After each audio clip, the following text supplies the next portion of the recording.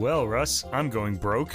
As you may know, the Japanese yen is losing value rapidly against the dollar and against all European currencies, and that's cutting into my CD collecting hobby. I can't buy as many CDs as I normally do. It's not stopping me yet, but I don't know. Oh. I guess I'm not going to have any money here. Sorry to hear that. It's the really lowest sad. in 20-some years, isn't it? Yeah, it is. It's bad terrible. timing. Bad time at the beginning of the second year of our podcast. The releases are really picking up. Gotta pick up some of these new CDs, and they're really expensive now. Like the equivalent of, well, it's like 2,000 Japanese yen each, which now it's worth what like 15. I don't know what it is. I didn't pick it up, but if you think of the Japanese yen as even with the U.S. dollar, that would be like $20 in like imagine if you're in the U.S. and you have to pay like $20 or for a CD. That's a lot. you know? And you like to buy from Presto. That's what it feels like to me. Is what I'm saying. Is like I'm paying $20 for a CD for Americans. You know. You like to buy from Presto in the UK mostly. Presto in the UK. I wish they'd sponsor us. Maybe I'd have some money so I could spend it all more on them. You've got to be their best customer in all of Japan, I'm sure. I bet they have like a special kind of like a section for me there or something. I don't know. They might have some courier guy just waiting to bring your latest purchase, to the postal service. Yeah, because I used to go to them like once a month. Now it's like once a week. It's really too much. Because all these great because now we're doing the podcast. There are a lot of stuff I just wouldn't buy if we weren't doing the podcast, but I just get them because I do want to hear them, and I'm thinking about the future of the podcast. Well, as I suggested to you this week, I think every CD should now be just priced at $10 US. No, I think so too. Whereas there was that one jazz CD we were going to buy, the Uno. One we reviewed a few weeks ago. Yeah. And that's gone on sale. Now, it's not available in the U.S. yet, as far as I can see. 3,300 yen on Amazon Japan. Yeah, so think Americans, think $33 of what that would be like to spend a CD. That's kind of what we have at the moment, That's crazy. That's crazy, but it's on an SHM CD, which is a Japanese technology, I think. It's basically just a CD made of more durable material. They claim that it's higher quality, but how can it be? It's still the same, If it makes you feel better, but... It makes you feel better. I really do question some of these things.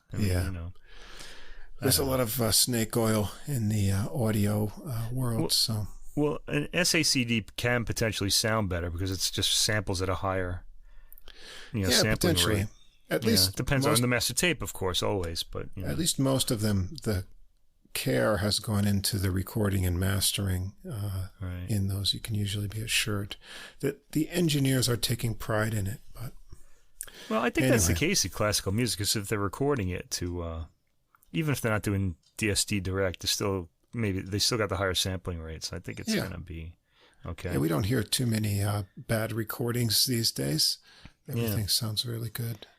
Yeah, because of the the weakening of the Japanese yen, I've had to halt construction on the cooling tower that I'm building behind my house to keep my external hard drives with all my music on them running. This is a big problem. Remember the Macintosh when that came out in the 80s? It was just this cool new computer, and you got it, and 3 days later it overheated and it didn't work anymore. And you spent $1,000 on it. I don't know. They fixed that problem by putting a fan in it finally, but they didn't care. They just kind of, we got this cool new thing. Fortunately, they've got those problems worked out now. Well, they do now. This is like years later, but they just put it out. It's okay, people will buy it, and they did, and it just didn't work. And with streaming now, you can listen to anything. So the only thing we've got to get these CDs down in price so that people will be encouraged to buy them. Yeah, people do streaming. I don't know. Yeah. Anyway, don't get too down in the dumps because we've got a nice surprise for you. The ladies are going to be here to see you, Mike. Oh, cool. Oh, I've already had a call from them, in fact. Yes, you did. Yeah. We've been spending a lot of time with some Saxy ladies this week, and we're going to introduce them to you, our audience. Some sexier than others, I have to say. Yeah, that's true. Yeah. Well, we'll get to that in a little bit. But we're on episode 60 now, and you're listening to Adult Music, the podcast with music for the mature mind, bringing you usually 6 new releases in classical and jazz. And the theme for the jazz tonight is Saxy Ladies, as I've mentioned. And we've got some rather interesting religious and cinematic music in the classical category. Yeah, this was an interesting week, actually, all around, I thought. Yeah. Lots of good stuff to listen to, as usual.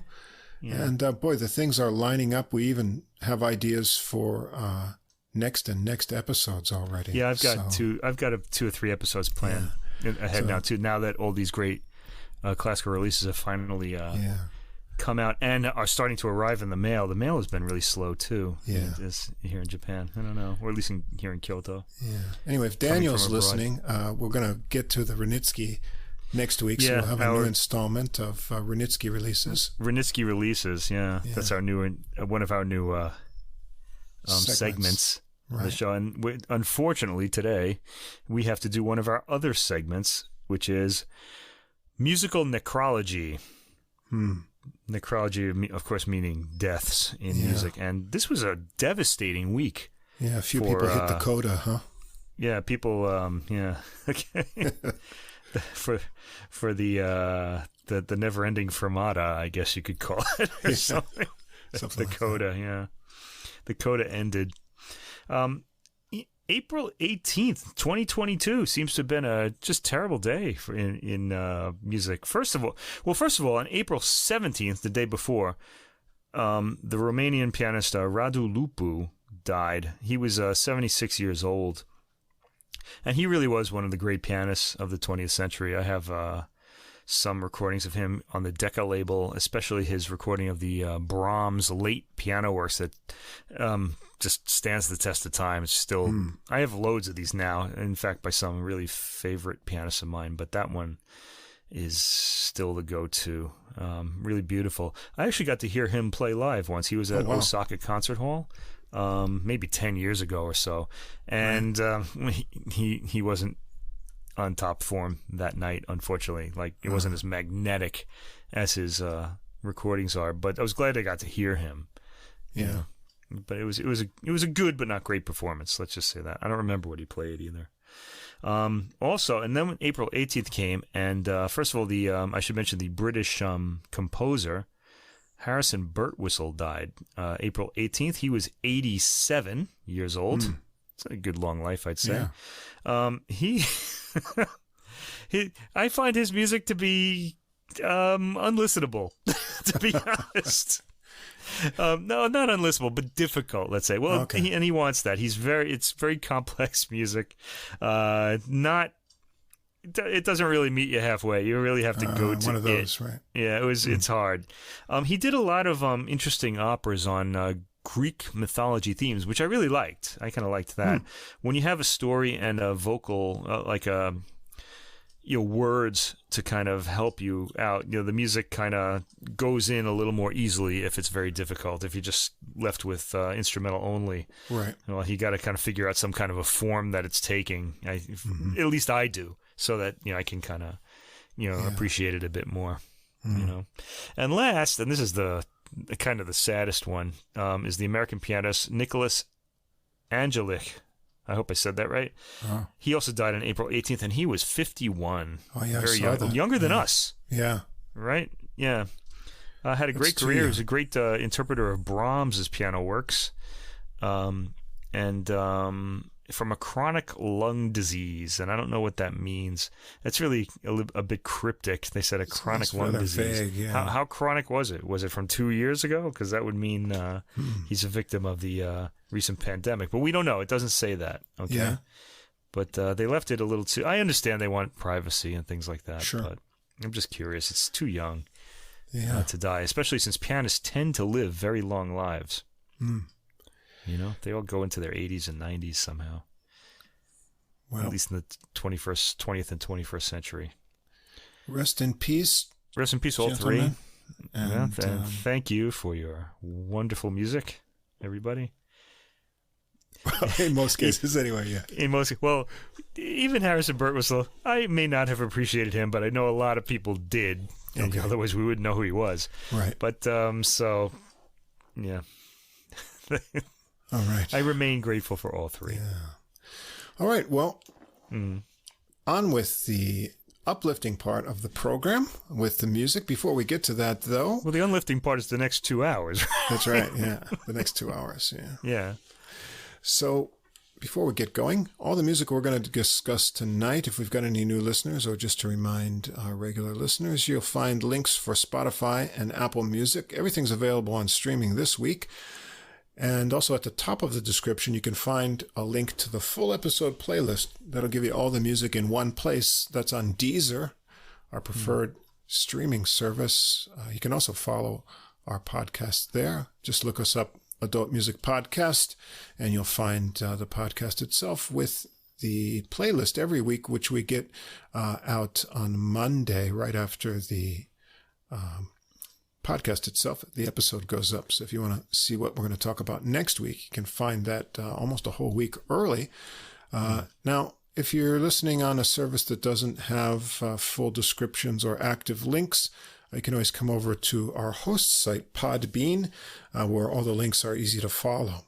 Now, if you enjoy the podcast, please do follow or subscribe on whatever app or platform you're listening to us on. If you take a moment to give us a ranking or write a review, that helps us get listed in the browsing category recommendations, which helps us grow our audience. And we got a nice 5-star review on Apple Podcasts this week. And yeah. So thank you to the reviewer there. And we've been on Apple recommendations and also Podbean recommendations in the music category for the past couple of weeks, which is really nice. So I hope we got some new listeners there. Moving in the right direction. I'm glad to hear it. You can also find us on Facebook. Just look us up, Adult Music Podcast. We've got a page there. You can send us a direct message or leave a comment there. I should post some personal photos there, like of my new CDs or something, so people can kind of see what's coming up or something. Yeah, and the next week's playlist also goes up there. I post that once we've got it set, so you can find it on there if that's more convenient. And otherwise, if you'd like to get in touch, any questions, comments, suggestions for us, our email address is adultmusicpodcast, that's all one word, @gmail.com, and we'd love to hear from you. Yeah, okay. All right. Are we ready to dive into this? I'm trying to think if there's anything else I wanted to. Oh, I do want to mention. My brother was kind of sort of telling me one of the links on Spotify didn't work this week, and what it was is a link to the Hyperion website. Hyperion is they're kind of a boutique record label in England. They're really one of my favorite labels. They have all my favorite pianists on them, and there are going to be a lot of Hyperion releases coming up in the coming weeks, in the coming months, let's say. And they don't make their music available on streaming services, so you can't hear them. You can sample them on their website, and we put up the link to the website. But my brother was actually even having trouble getting access to the website. You can always come over to Podbean to get that, or just visit that. You can visit the Hyperion website on your own. It's hyperion.co.uk. Pretty easy to find, but that's the reason for that, So there's really nothing we can do about that. You can always come to my house and listen to them if you happen to be in the neighborhood. Yeah. I'm always happy to hear them again and again, so no problem. Right. Yeah. Now I'm going to get people showing up at night and say, hey, I heard you playing music. Are you the Hyperion guy? Yeah. All right. Anyway. All right. So anyway, let's get on with this week's classical offerings. The first, so I try to go like Baroque, Renaissance, and this is an early Baroque disc. Actually, I would classify it as. This is really mostly, almost all by the composer Heinrich Schütz. And his years are 1585 to 1672. So he was pre-Bach. Bach was born in 1685, died 1750. So Schütz was dead by the time Bach was born, which is pretty amazing. His music greatly influenced Bach, as did all German composers, and really all composers from the previous 100 years. I think this guy devoured scores like crazy, and really became probably the greatest composer the West has ever seen. This album is called David et Salomon, Psalmi e Canticum Canticorum, and the Psalms and the Song of Songs, all biblical texts from the Old Testament. And the ensemble is Le Cris de Paris, and they're actually the reason I chose this particular album, because I really liked what I hope are their previous two albums. I may have missed one, but there was one called Melancholia, and it was sort of Renaissance choral works, and it was really unique sound. I remember that one. They took a different approach. I liked it.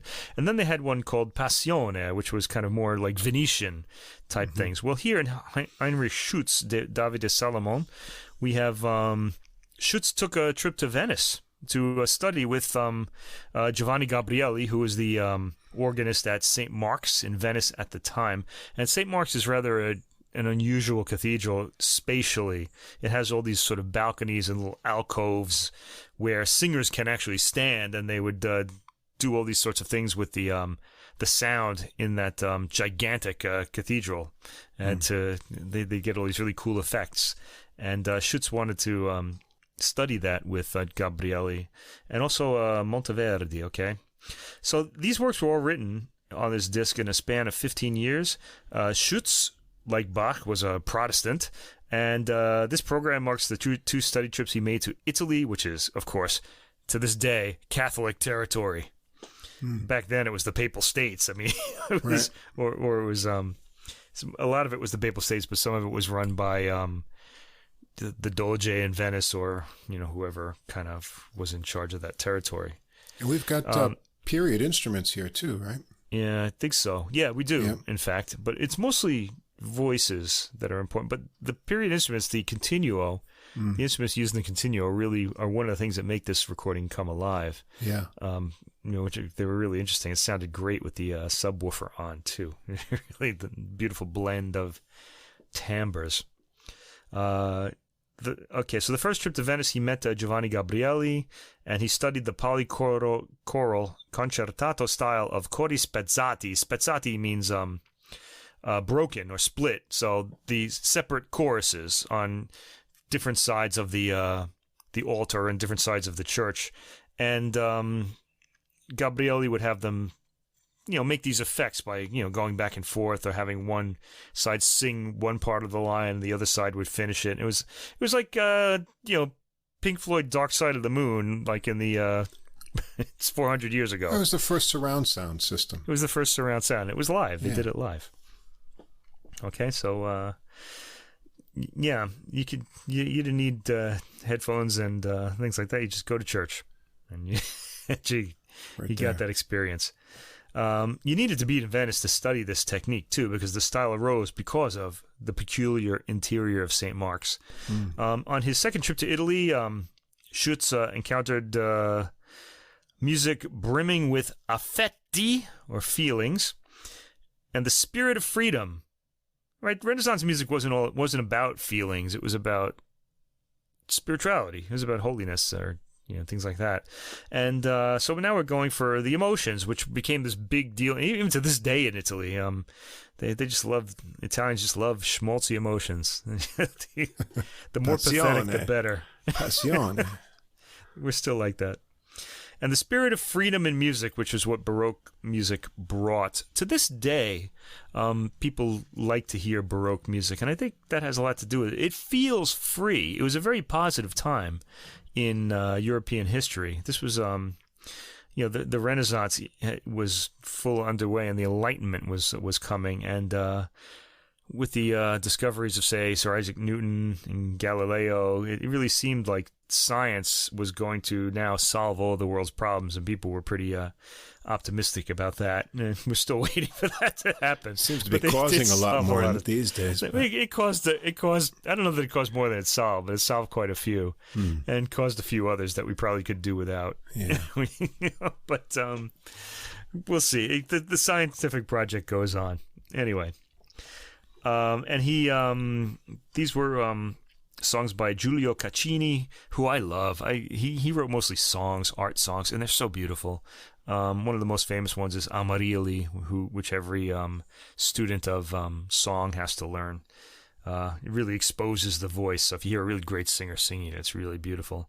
And of course, one of my favorites, Claudio Monteverdi, who pretty much composed the first successful opera by kind of arranging so that the accents on the words fell on accents in the music, and that really brought out the emotional content. And opera just took off in Italy in the years afterwards.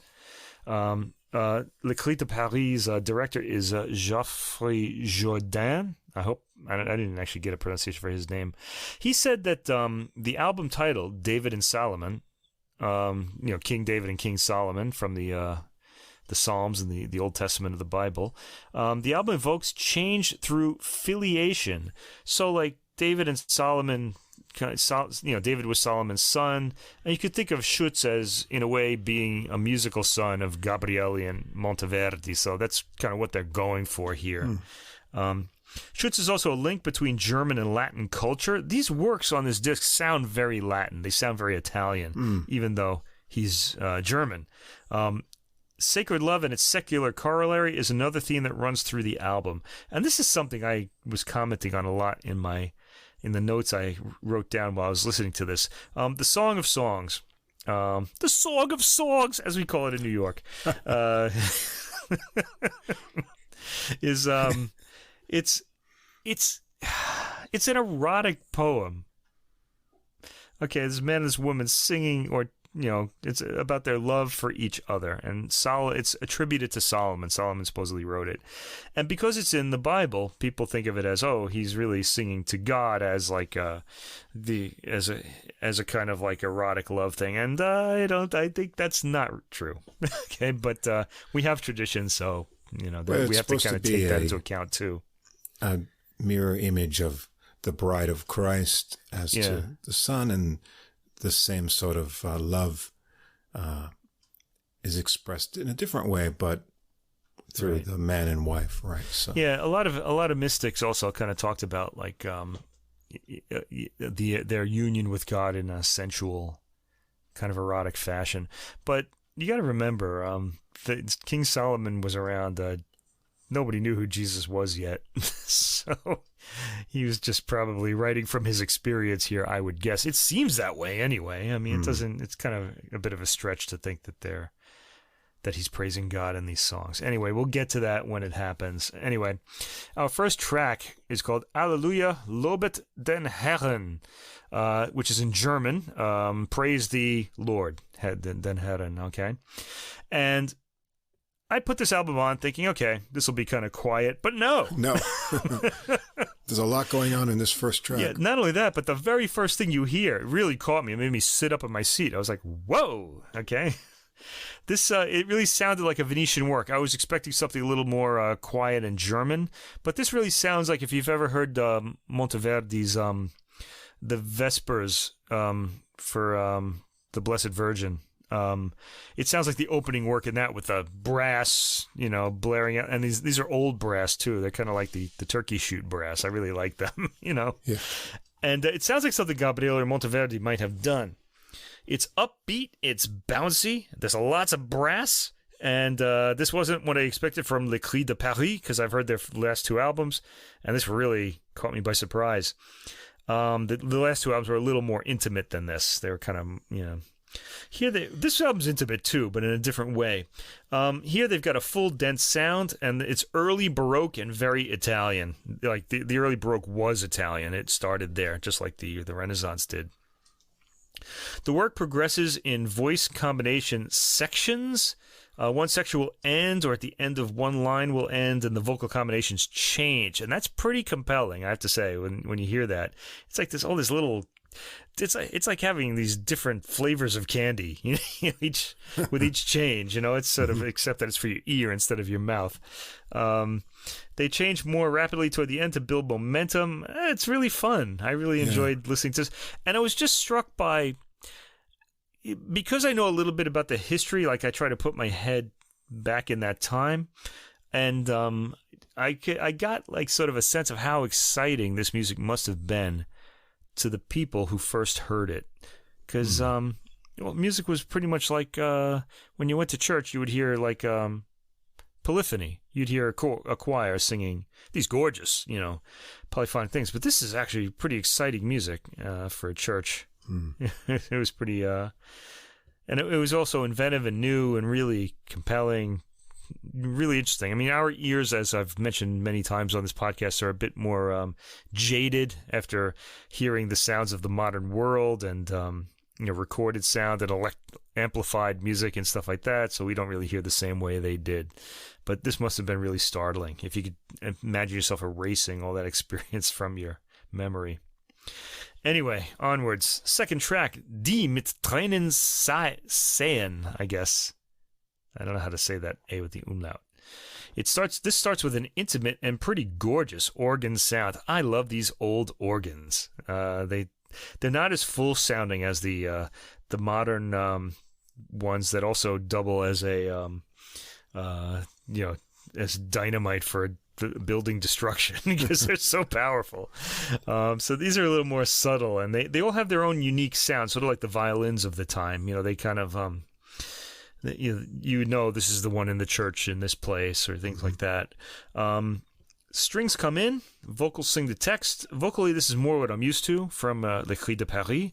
I like the arrangement of the brass and strings melding into the same tones in the accompaniment. Had to listen really closely to pull out how that sound was being achieved. It's a combination of instruments.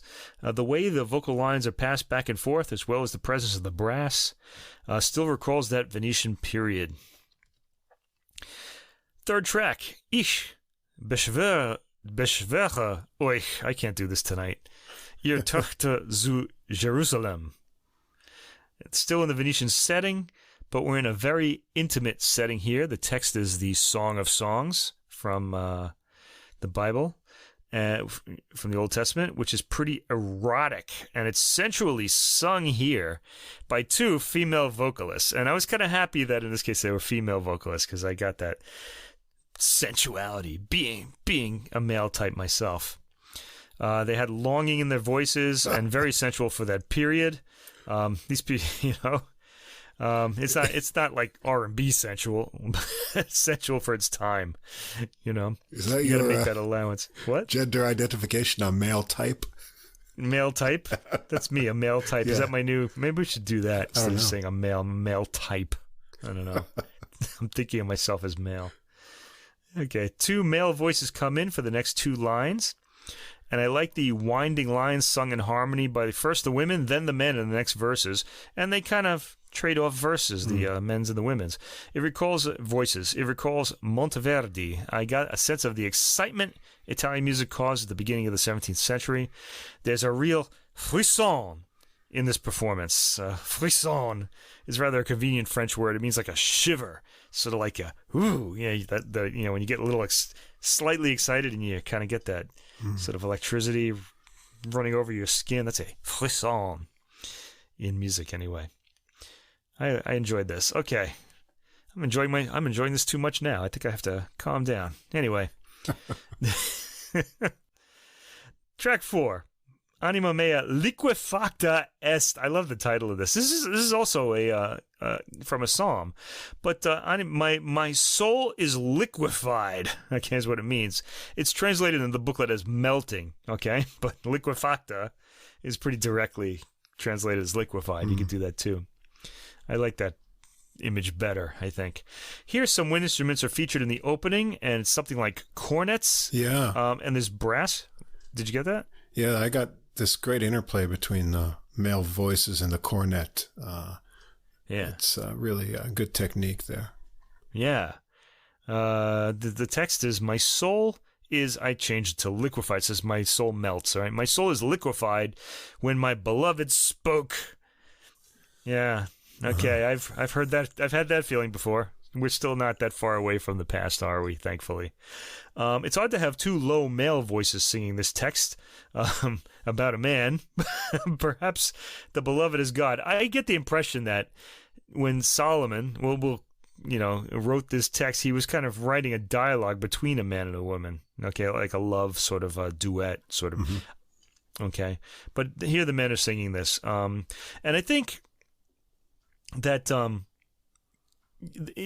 musicians of the time, we're talking about BC for the writing of these texts, but the Christians really wanted to make this sort of like a prayer to God or some sort of like something like that. So they would just kind of mix the voices, I guess. I don't know. The imagery is erotic. His lips are as lilies dropping choice myrrh. I like that. Choice myrrh. The Latin is mirum primum, so the good primum stuff. First or the highest level, yeah. The good stuff. Yeah. dropping, what's top drawer myrrh. How's that for a translation? Okay, one does wonder if the Latin translators from Hebrew changed the pronouns. I don't think so, actually. I think, because I think Solomon's writing in both voices. Track 5. I'm not a scholar on this. I really should talk to someone about it or read a book about it or something. Adjuro vos filiae Jerusalem. This is in Latin. This is the Song of Songs still. Men's voices. This time they're in the tenor range, singing about a man and longing as they do so. There's a lot of longing in this. I think eroticism is put across as longing in the Baroque era. The Italians are really into longing in this era. They kind of talk about their, anyway. Next, track 6, we get to near the midpoint of the recording, and we get a new composer here, Samuel Schütz. It's a, it's not Schütz like, it's with a DT at the end. I probably didn't say that as well as I could have. Anyway, his it's an instrumental work, Paduana Dolorosa. I really like this one. Yeah, it was pretty. Instrumental interlude by a different component. Well, Samuel Schütz. Rather melancholy. It features winds and strings accompanying in long, vibratoless tones. It is very, touching, I guess. It's slow. It's sad, and beautiful orchestration. Now, the orchestration isn't necessarily his. I'm not really, the ensemble decides what the continuo instruments are going to be, and the strings just play the melodies that Schütz wrote down. But I'm trying to say his name without making it sound like Schütz. The English word. The timbres of the instruments come through really wonderfully. And what I like about this kind of early Baroque pieces, the surprising shifts from minor to major. Yeah. It sort of goes back and forth a lot in this era. And that happens in this piece a lot. So the mood just flips and keeps you on your toes all the while. This just sounds really beautiful. And you want to keep in mind that the people of the era really would have felt that change, like the change from minor to major. It's a complete mood change, and it would probably just lift these people right out of themselves.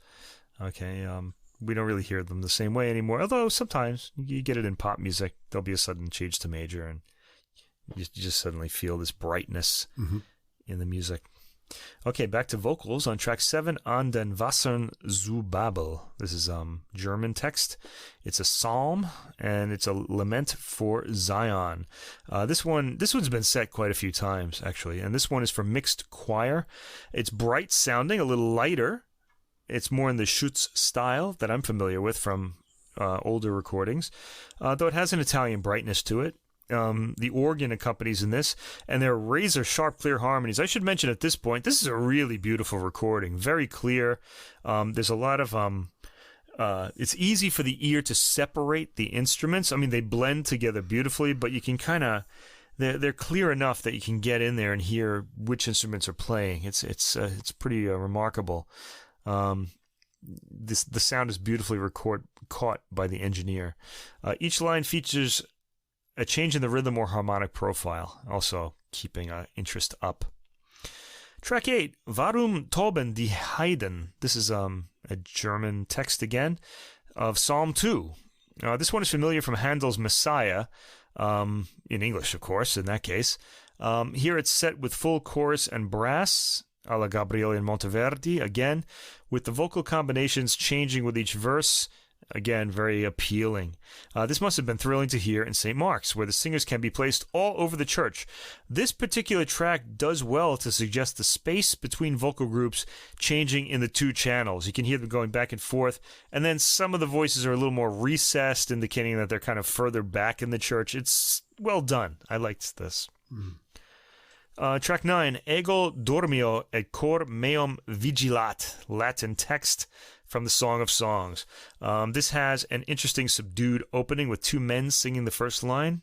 Ego dormio, I sleep. It sounds like a four-part group with three men's voices and a woman's voice on top. She comes in a little later. The constantly changing texture of the harmonic arrangement, now together, now scattered, now one leading and the other following, suggests a kind of tossing between the sheets, given the text. That's what I thought. Oh. I don't know. I'll have to listen to it again. You really had to work for that to hear it that way. But I'm always, I'm lonely, so I think about these things all the time. Anyway, track 10. Ladies, write a nice message to Adult Music Podcast. Like there are ladies listening to us. Anyway. Listening to us nerds talk about music. Anyway, here we go. No, track 10, Vulnerasti cor meum, filia carissima. Okay, Latin. Song of Songs again. So we're going back and forth. Well, the Song of Songs seems to all be in Latin here. You have wounded my heart with one of your eyes, is the way the text goes. And it sounds more like a typical Baroque Italian song than a biblical text, yet there it is. This is gently set, and when the eye is mentioned, there's an appealing tenderness in the men's voices, singing in harmony. Listen for it. The line in Latin is in uno oculorum tuorum, and the oculorum would mean eye. So when you hear that word, it's going to really kind of pull you in. It's really a nice setting. Track 11. O quam tu pulchra es, amica mea. Pulchra is a nice word in Latin. It means beautiful. This is from the Song of Songs. I like this setting for two male voices, one tailing the other, and sweet string accompaniment with organ continuo. Schütz really seems to have something for the eyes. Whenever they're mentioned, his music pulls back in enthrallment. Like he's just seeing this image of such incredible beauty that a hush falls over him. I enjoyed the emotion, or maybe that's just the choir interpreting it like that. I don't think there are many in scores in this era. There weren't many dynamic markings. I enjoyed the emotion in the vocal lines here, at once enthralled and still, then excited and active. When the two vocalists sing about their lovers' breasts, which happens at the 3-minute mark, which are described as two young twin rows. A row, which is, duo hinuli caprie gemelli. Okay. There's a harpsichord, a new sound. Okay, so you can't miss it. Here you go. You'll hear the harpsichord come in for that. Veni del Libano, veni amica mea, seconda parte. Okay. Song of Songs. Gentle pizzicato bass. This was pretty. I liked the pizzicato bass. It's a real change of texture on this album. Provides the continuo as wind instruments play polyphonic melodies. Two female vocalists feature in this one. The line, O quam tu pulchra es, how beautiful you are, is made to stand out, repeated as it is. At about 2 minutes and 45 seconds into this track 12, there's a slowing of the rhythm as the lines, O quam tu pulchra es, is stretched out into a more definitive statement. I always like it when ladies sing that to me, Yeah, I know. Say that to your girlfriend tonight. Just go up to her and say, O quam tu pulchra es. See how she responds. Yeah, let us know. She'll say, oh, you speak French. That's a line in the Thomas Dolby song Airhead from my college days. Thomas I still Dolby, crack up about that. Yeah. Anyway, track 13, Herr, unser Herrscher. Now, Easter has just passed, and these German words would be familiar to any big classical fan because this text is used as the opening of Bach's St. John Passion, which I heard 4 times in the last 2 months. I was really into it this year. I really wanted to hear it. I went back into my collection and heard some older recordings, and I heard the new Gardner one, which comes with a Blu-ray and surround sound. It was really nice. These famous words from Psalm 8 begin Bach's St. John Passion, and I was really curious to see what Schütz would do with them. It's a pretty straightforward and rather lightly harmonized setting. Le Cris de Paris do a lot to make the textures transparent, lightening their tones and using a light organ sound in its mid-range and high end, and a plucked theorbo. I'm guessing it's a theorbo. They have a theorbo and a guitar on the recording, and I'm guessing this is a theorbo. Could be the guitar. I can't really tell which. With strings to underline key parts of the text. The harmonic texture thickens as the climaxes approach. At 3 minutes, we reach 1. Then the voices pull back and we hear sopranos and altos sing a light harmony. I like the sudden racing through syllables after long-held vowels effect that's often used in this section. Monteverdi used to do this kind of thing too. You'd hear these long vowels, and then they'd be just racing through 2 lines of text with all these like syllables just going off like fireworks. It's kind of nice. There's some big brass fanfares in this one too. There are, yes. Yeah. Brass fanfares. And they're Monteverdi brass fanfares, that type of one. And the last track, Danket dem Herrn, denn ihr ist freundlich.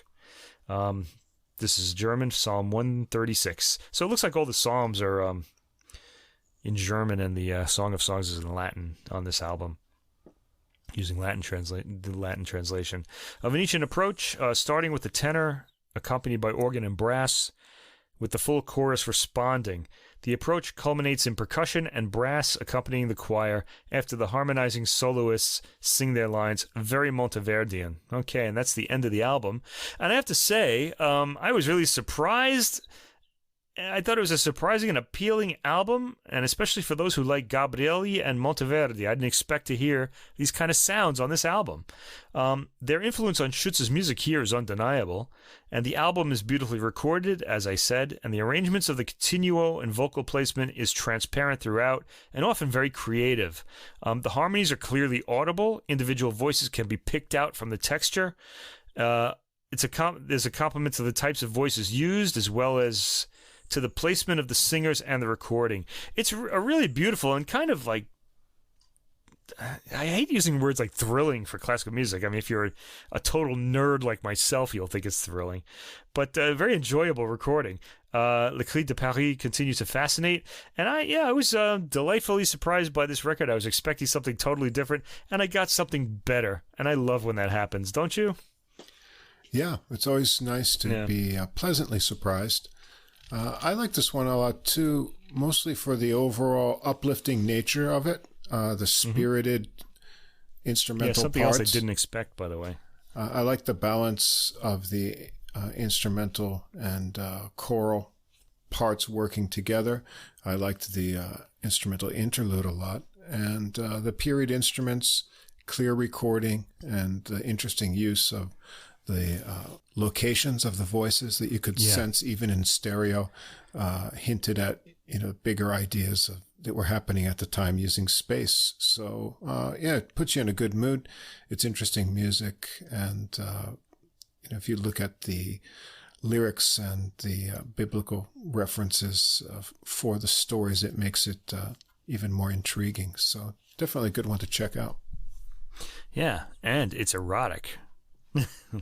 Like our logo. Yes. It suits our podcast well, I think. I think this is what we're going for. That's right. All right. The Song of Songs.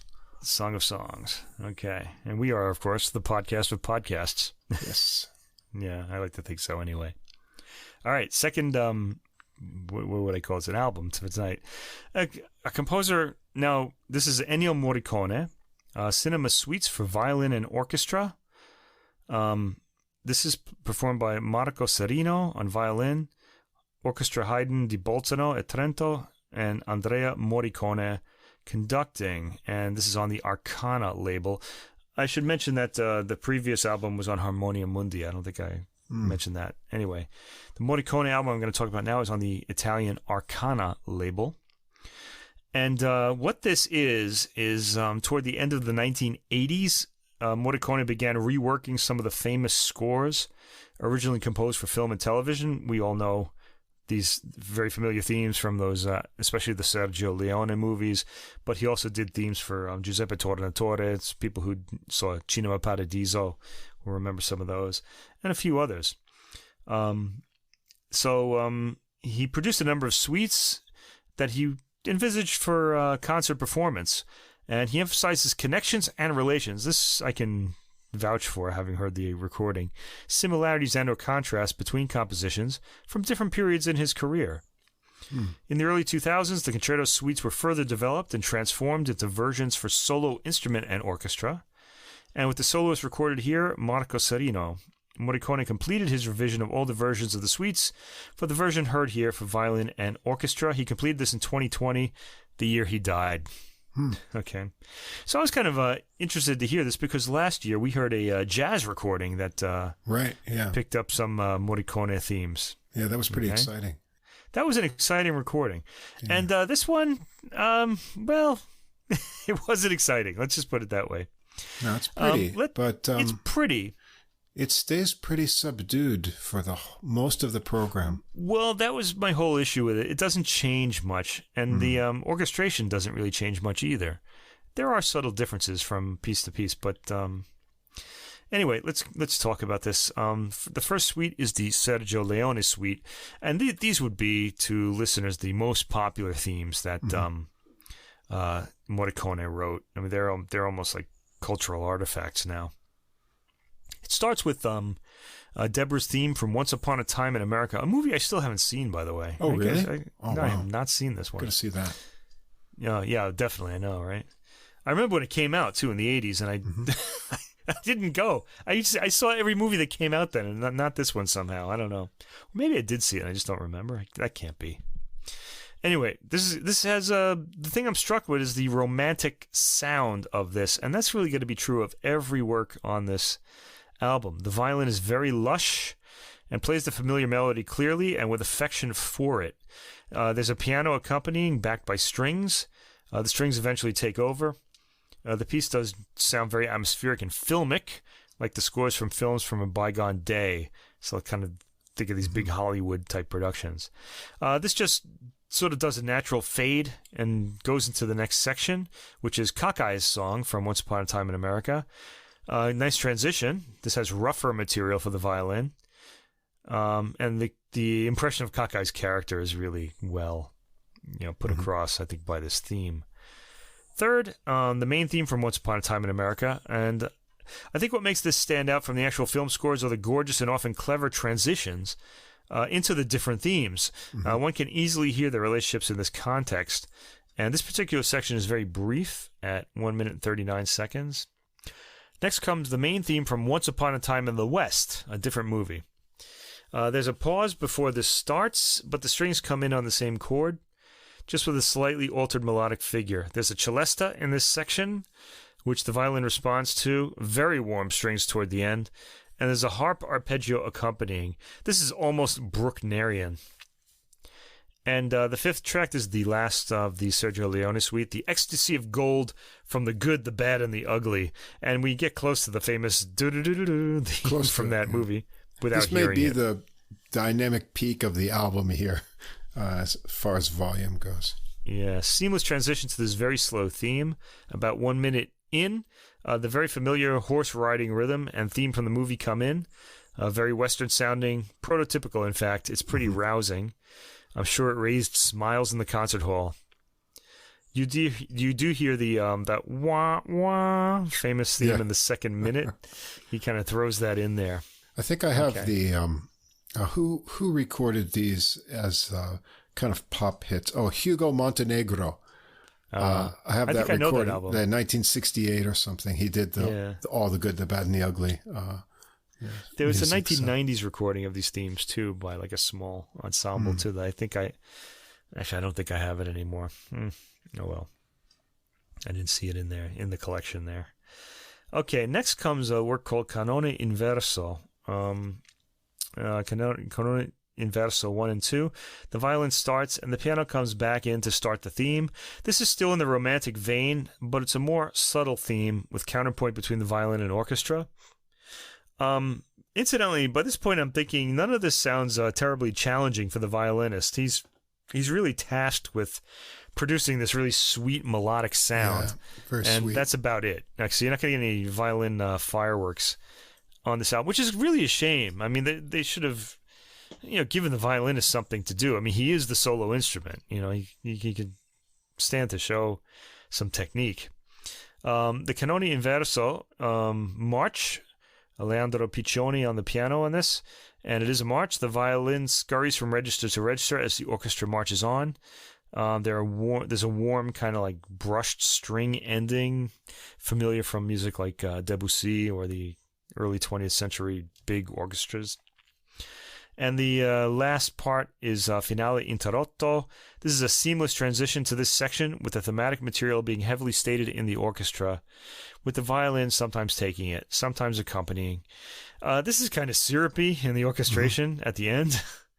It's got a big dramatic finish. So all the things I've said, the big violins, the massed strings, the harp, it's all just all these kind of romantic kind of cliches. So even though these themes are really very famous, they're kind of being put into something very predictable here. And it just kind of, after a while, it kind of wore on me. There's not a lot of variety on this record.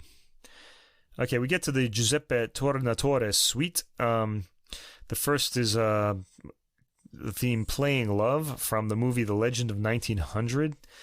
Solo violin with piano accompaniment starts the spare and pretty theme. And then Nostalgia from Cinema Paradiso. This is Giuseppe Tornatore again. This is piano and violin. Pretty again, and really similar to The Legend of 1900. Mm-hmm. The piano basically accompanies. Strings come in to give things a romantic glow, and they remain sweet and in the background. There's a lot of Giuseppe Tornatore on this. Next one comes Looking for You, the love theme from Cinema Paradiso. Smooth transition by the strings. Piano and violin play the melody. Violin is in its high register. Next comes a Giuseppe Tornatore movie I haven't seen or even heard of. The main theme from Malena.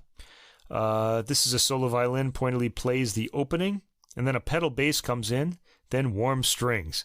Warmth is a good word to describe the themes and orchestration as well. And the last in the Giuseppe Tornatore suite, the main theme from A Pure Formality. The violin starts this solo. This part shimmers a bit in the orchestra with its gently pulsing figures, like rippling water in a lake. It gets kind of like lounge suity in the middle. I kind of picture this guy in a lounge suit on a sofa being served drinks in a club on a velour couch. It just sounds 1970s to me somehow. But it clears up and reintroduces the theme. The strings do a natural fade at the end.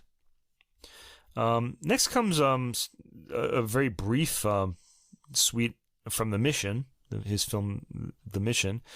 First, Gabriel's Gabriel's oboe. Here the theme is played by the violin. It's called Gabriel's oboe. It's warm and romantic and memorable too. This is a nice theme. And The Falls comes next. This features downward arpeggiated figure in the strings, slow and spacious. These two I liked, actually. Mm-hmm. They're a little different than the rest. After this, the Brian De Palma suite. Hey. Main theme from Casualties of War. And I haven't seen this movie. The predictable, pretty melody in the violin, very sweet with quiet string accompaniment. Lots of space in this, and there's a melting melody and accompaniment. Next comes the death theme from The Untouchables, which we all remember from the 80s. Kevin Costner, Robert De Niro. You want to get Capone? I'll tell you how to get Capone. Yeah. Violin, and who else? Andy Garcia was in this too. Andy Garcia, okay. Yeah. Sean Connery. Sean Connery. They had good people in there. Yeah. The now deceased Sean Connery, sadly. That's right. Yeah. Violin plays arpeggiated figures from its bottom end. The music still manages to be melodic and appealing despite its theme. But it's of more course it is. It's more poignant. It's more poignant than dark, this particular theme, even though it's a death theme. Not much tension in any of this music. It really does sound like film music, and it sounds atmospheric, really. Okay, we're getting towards the end. Moses and Marco Polo Suite, Journey for Moses. This starts with, these are from two films, Moses, and then the other film is Marco Polo, that he wrote, that Morricone wrote the it wasn't like a time travel epic where Moses, no, never mind. Kinda, except that, it's got a really weird, the Marco Polo part really gets kind of Chinese sounding. Yeah, it does. Exotic sounding, yeah. Okay, this starts with a harp playing a slow, deliberate melody, and the violin comes in and plays the theme over this. Then we get to the main theme from Moses. Goes directly into this seamlessly. The tempo and orchestral texture hasn't changed, but the theme is different. It sort of sounds like an answer to the previous movement's call. And then track 20 is the main theme from Marco Polo, so we're in a different movie now. And this is a seamless transition, only this time we hear some exotic sounds for this context. They're not exotic, from our everyday perspective. There's a wind instrument and then some gentle harp flourishes to evoke the Far East. The violin plays a light but still sweet theme, and we get the atmospheric harp accompanied by string harmonics at the end. I love string harmonics. That was nice. As the violin plays the theme one last time. The very last track is called Per le antiche scale from the Bolognini movie by the same name, I guess. This has a gentle piano beginning, and the violin comes in and plays its poignant melody, ends with a sense of yearning, and we're left with that.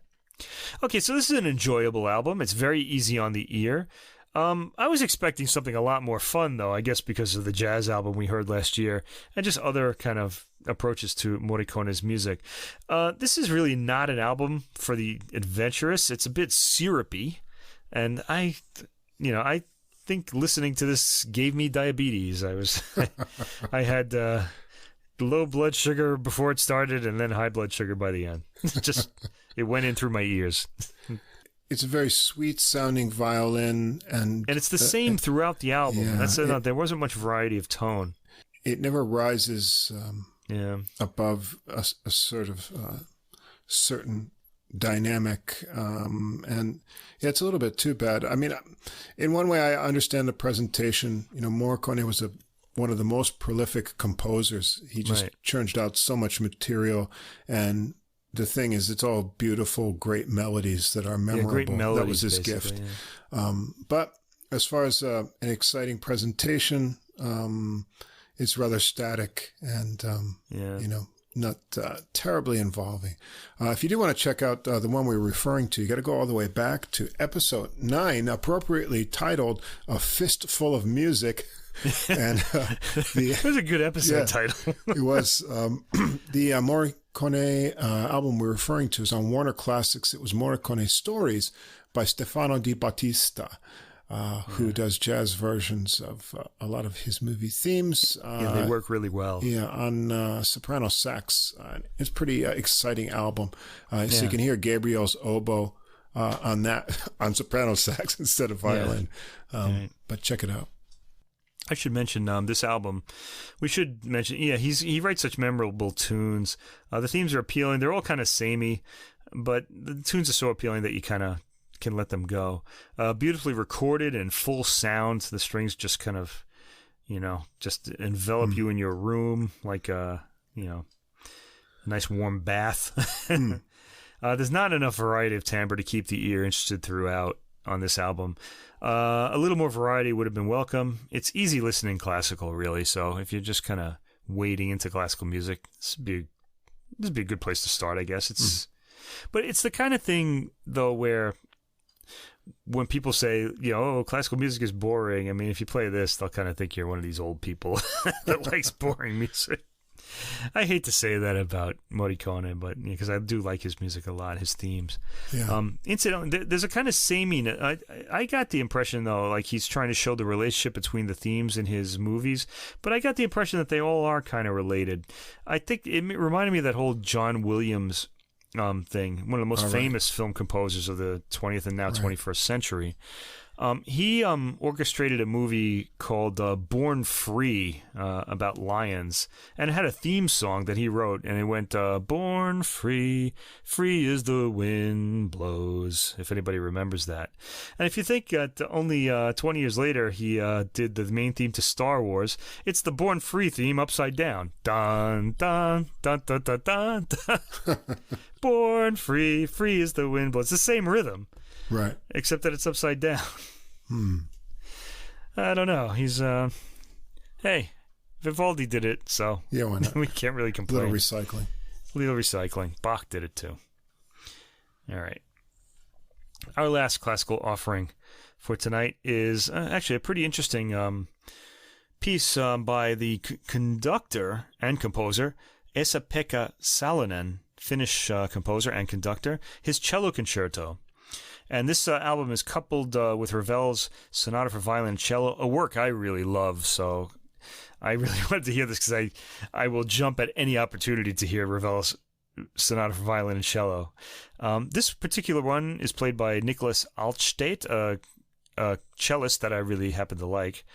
The Sonata for Violin and Cello also features Pekka Kuusisto on the violin. And the cello concerto has the Rotterdam Philharmonic Orchestra conducted by Dima Slobodeniouk, the conductor. This is on the Alpha label, the French label Alpha.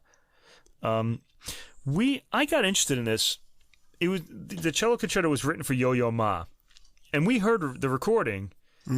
It's a 30-minute piece, and the Yo-Yo Ma performance came out basically when the concerto was premiered. It was on Sony, I think, and it was a 30-minute CD, but it was a new piece, and it had made a bit of a splash, which is really unusual for a conductor. Usually, Mahler was a great composer, but there are a lot of conductors who write a lot of music that really isn't very good. This one turned out to actually capture people, and the most important thing about a concerto is, do soloists want to play it? That's really what makes these pieces succeed. And so far, we now have two performances of this, the Yo-Yo Ma one, and now this Nicolas Altstaedt one. Now, Altstaedt gave the Finnish premiere with Salonen conducting. Yo-Yo Ma gave the world premiere, I think, wherever that was. And this one is in Rotterdam. Okay. All right. Now, this is a 3-movement concerto. It's pretty complicated. And this is live, too. And it's live. Yeah, we get applause at the end. Which was surprising because I didn't hear any idiot coughing in the middle, as has been known to happen. It's outstanding recording quality too. Yeah. Oh, by the way, in my novel Extreme Music, which I would be appreciative if all of you would buy and read, because I need the money to keep my CD collection growing. Anyway, one of the things I just hate so much about hearing live classical music is these old people who just cough in the middle of a movement, and they always cough they probably cough at the loud sections too, but you just don't hear them. But they're always in that soft section when you're really being drawn in, and some idiot coughs. And in the novel, Extreme Music, the composer Alberto Narcisi, like somebody coughs during one of his work, he stops conducting, turns around to the audience, and he calls them out. What idiot coughed? I'm still waiting for that to happen in real life. I really want that. I really want that experience. Anyway, I of course have never coughed during a concert. I've done other things though. Anyway, first movement. Now, all these movements are unnamed. They're just 1, 2, and 3. It's a 3-movement work. Salonen thinks of the first movement as stylized chaos. And right away, that should tell you whether you want to hear this piece or not. If this sounds like something that will appeal to you, go for it. A simple thought emerges out of a complex landscape, like consciousness developing from clouds of dust. Or maybe the universe developing from the Big Bang or something like that. It's kind of like Beethoven's Ninth Symphony opening, the same sort of idea. It doesn't sound like that, but it starts with this kind of like undefined. It's a big sound. soup of orchestral sound. Yeah, that's what I called it at the beginning. Sound. Yeah. But the cello changes that. It does. That's the consciousness developing from the clouds of dust. Salonen uses the metaphor of a comet for the concerto in this work. I think the cello in this work, the trajectory of a moving object in space being followed and emulated by other lines, which I guess would be the orchestra. These sections are almost like a canon, but not quite.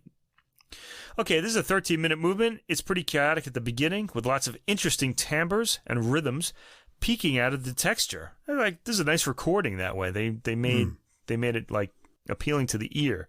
There's an insistent string theme that gets sequenced. Sequencing is like what happens in Beethoven's Fifth Symphony, like da da da da, and then you hear it like a sequence lower, da da da da. You just take that whole theme and move it down or up, and that's sequencing. So it's a repeated theme in a different register, or a different scale or whatever. There's a crescendo at 1 minute and 45 seconds. We finally hear the solo cello at around 2 minutes, so it gets a nice introduction. Starting with the string figure and playing lyrically from there. Lyrically is always good news in music. It means like you can kind of warm to it. Altstaedt is a charismatic soloist with a beautiful tone. There's something magnetic about the cello's tone in all this orchestration. He really stands out. And I think that's really necessary. The cellist has to have a bit of charisma. Yo-Yo Ma certainly does too. So these are really two good cellists to be playing this piece. Yeah, he does a nice balance of when a cello comes in, that melody kind of arrests you coming out of that soup of orchestra. Yeah. And your first impression will be the real gorgeous, rich tone that he gets on the legato sections. But as it progresses, it becomes rather aggressive, and his tone changes completely to get this real aggressive bite that cuts right through the orchestra. So I was impressed, that he can get whatever effect he needs to express that emotion that's called for at the time. Right, and that he's willing movement. To do that too. Yeah. Oh, he wasn't one of these guys that's like, oh, I can't hear my beautiful tone. He was not worried about that, which is nice. Let me see. We can hear imitations of the cello's melodic material in the orchestra if we listen closely. It's not very upfront, but it is there. There's some pretty and very sensitive orchestration after around the 4 minute and 30-second mark, sounding a bit to me like rain in deep space, if you can imagine such a thing, as seen through the Hubble telescope. Wow. There's a kind of coldness to it. I don't know. I was trying to get an image. I don't know. As the cello melody continues, more imitation. I did get a sense of like deep space from this. It really does sound otherworldly. This piece. There are more imitations from the orchestra, usually by individual instruments that don't stand out from the rest much. And I got the sensation of little strands of space material picking up on the cello's pleas, Pleas. The canonic material spoken of occurs in the 7th minute in the orchestra. This was in the notes I mentioned earlier. Some more spaciness in the orchestra, and then the cello line speeds up after 10 minutes and grows more emphatic. The material slows as it reaches the end. The cello dips down into its lower register, and the orchestral material quietly shimmers. Really intriguing movement. I thought this was pretty creative writing from Salonen. I was impressed by that. As is the rest of the piece, really. Second movement, Salonen, the composer, says this movement starts with a wedge-formed cloud, and there's like a he kind of makes a picture of it in the booklet note. It's the greater than sign that you learned in math class.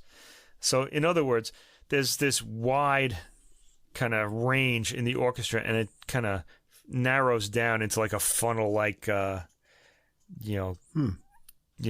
wedge space, and then it ends the opposite way with the kind of like the orchestral material going through this, being in the wedge, and then just opening out into its whole range. That's how he described it in the booklet note. This is him still talking. Slow cello arches are looped to create harmony from single lines, and the middle section is a playful duet between the solo cello and the alto flute. Okay, so you have this big forte opening. It's very loud. Long-held chord in the strings. As the other orchestral sections insert contrasting material, it quietens at 1 minute and 15 seconds, so that's where the wedge occurs. 1 minute and 15 seconds. See if you can hear it all just kind of narrow down. Then the cello enters at around 1 minute and 20 seconds, at the bottom of its range, which is a great range. I love the bottom range of every instrument. I don't know what it is with me. It plays an upward figure, ends it, and then there's complete silence. Very surprising. He resumes this upward figure in a higher range, and we can hear the low strings start quietly rumbling in support. There are some harmonics in the cello at 3 minutes and 20 seconds onward, a sound I really love. So 3 minutes, 20 seconds, listen for that. It continues, and the fluttering figures come in from the orchestra, mostly in individual wind instruments. Fragmentary harmonics are breathed from the cello after 4 minutes and 30 seconds, after which he plays a wild arpeggiated figure that a flute flutters over. This would be the middle section of the movement that Salonen mentions in his notes. So that's at about after 4 minutes and 30 seconds. There are some pretty original swooping sounds, I think, from the cello after the 7-minute mark. I think that's the cello doing that. Yeah, to me, I said they sound like bird cries. Yeah. I was wondering if they were electronically manipulated. I don't think so, though. No. I think it's an acoustic sound. But just from the sound that came out of the speakers, I couldn't really tell. The low strings echo what the cello was playing, and at 7 minutes and 52 seconds, the cloud wedge opens up again, and the music gets louder and more chaotic. The third movement just starts with no pause. So once that chaotic stuff happens, bang, the third movement just is launched into. It starts with a slow, brooding cello solo under the residue of the second wedge cloud. This is Salonen's words again. I mentioned all this because you really need a guide to know what's going on. Now, you can enjoy this without knowing it, but it's helpful to have an image, I think. He says the music accelerates and a rhythmic mantra starts to develop in the congas and bongos. They kind of remain in the background, to be honest, but you do hear them. Yeah, kind of dance-like movement in an orchestra to hear these. Yeah, a dance-like movement. Salonen thinks of the orchestra in this movement as a giant lung, expanding and contracting, first slowly but accelerating to a mild hyperventilation. At the end, the cello line climbs slowly up to a stratospherically high B-flat. Okay, the cello comes in, double stopping in its lower register. Inventive playing by Altstaedt here, keeping a droning sort of folk-like theme in the bass end as the upper part sings. This sounds really virtuosic and hard to play, and very impressive. The voices are beautifully separated by the solo cellist. At 1 minute and 20 seconds and after, the tempo increases, and we've got rapid cello figuration by 1 minute and 40 seconds. Very impressive virtuosity here as congas and bongos accompany. There's a primitive dance quality to the cello's melodic material. Under the cello, the orchestra is rapidly thumping out the rhythm in its different timbres. It's enticing to the ear. There are a lot of bell-like sounds, including one that registers as a bicycle bell to my ear. Living in Japan, I hear them a lot. The cello emerges in a solo bit after 4 minutes with pizzicati, and then there's an intriguing rhythmic figure at about 4 minutes and 30 seconds. The writing is appealing and inventive for the cello, and Altstaedt makes all of this seem natural to the musicality of the instrument, which speaks highly of his ear and his virtuosity. The orchestra swells after 5 minutes, like breaking waves. This is probably the lung part that I was thinking of. I kind of thought of it as roiling waves, but Salonen thinks of it as a lung. I like the wild material in the cello in the 6th minute and the percussion. Material is conjured up and morphs rapidly into something else. There are a lot of ideas in this movement. A lot of sounds are inventively conjured for the cello. I'm guessing that from the 7th minute into the 8th minute, we're getting the hyperventilation part that Salonen mentions in his booklet notes. The cello part is pretty wild, and it takes an impressive player with all the rhythmic changes and double stops. Arpeggiated runs in the cello in the 11th minute with look-ins by the percussion and chiming accompaniment in the background. The speed is very impressive here, considering the complexity of what's being played. At 12 minutes and 12 seconds about, the cello is at its highest note, and then we hear the odd bird-like slides on what I think is the cello, or it's a recorded, I don't know what it is. It fades, and that's the end of the piece. And there's applause at the end. I was rather surprised by that. It's an impressive this is even more impressive considering that everything you heard was performed live in front of an audience. Like there were no take twos or anything. The applause is warm, and I wonder if the audience understands what it just heard, because it was pretty amazing. It's amazing virtuosity, but they kind of give it kind of like a golf clap sort of thing. Anyway. I rather like this. Yeah. Really modern pieces like this can be hit and miss for me, because sometimes you just get lost in the weeds, right, and you wonder, what's going on. What am I supposed to get out of this? But this one I find is really listenable. One, because it's exciting. Yeah. There's a lot of stuff happening. Even if you might not grasp the structure, it's constantly changing and evolving. So there's a lot of ideas. New windows opening into different ideas that are happening. So it really draws you in to keep listening to what's unfolding. Next, because it has a rich tonal palette, the sounds of the orchestra are used really well. There's like that wedge you were talking about comes with like a brass edge on it. And so you hear that brass coming in. The strings are contrasted well, as long with, the different tones of the cello going from warm to biting. Also, there's a lot of rhythmic variety in both the orchestral patterns and what the cello is doing. And then the cello is asked to do a rather, very wide spectrum of unusual techniques. It sounds like sometimes he's bouncing the bow, getting these kind of harmonics, all kinds of strange things going on. And they all sound really cool. It doesn't have traditional harmony in a rich way, but the sounds work together. And you can follow the flow of what he's doing with whatever harmonic systems he's working with. So I found it easy to follow and kind of exciting for a modern piece. It drew me in and was impressive and exciting at the same time. So, yeah. I think this piece is going to stick around. I mean, and the other thing about it, too, it's been lucky on record. So it had two really good recordings so far. The first by Yo-Yo Ma, of course, and now this one. Very impressive performances by both cellists.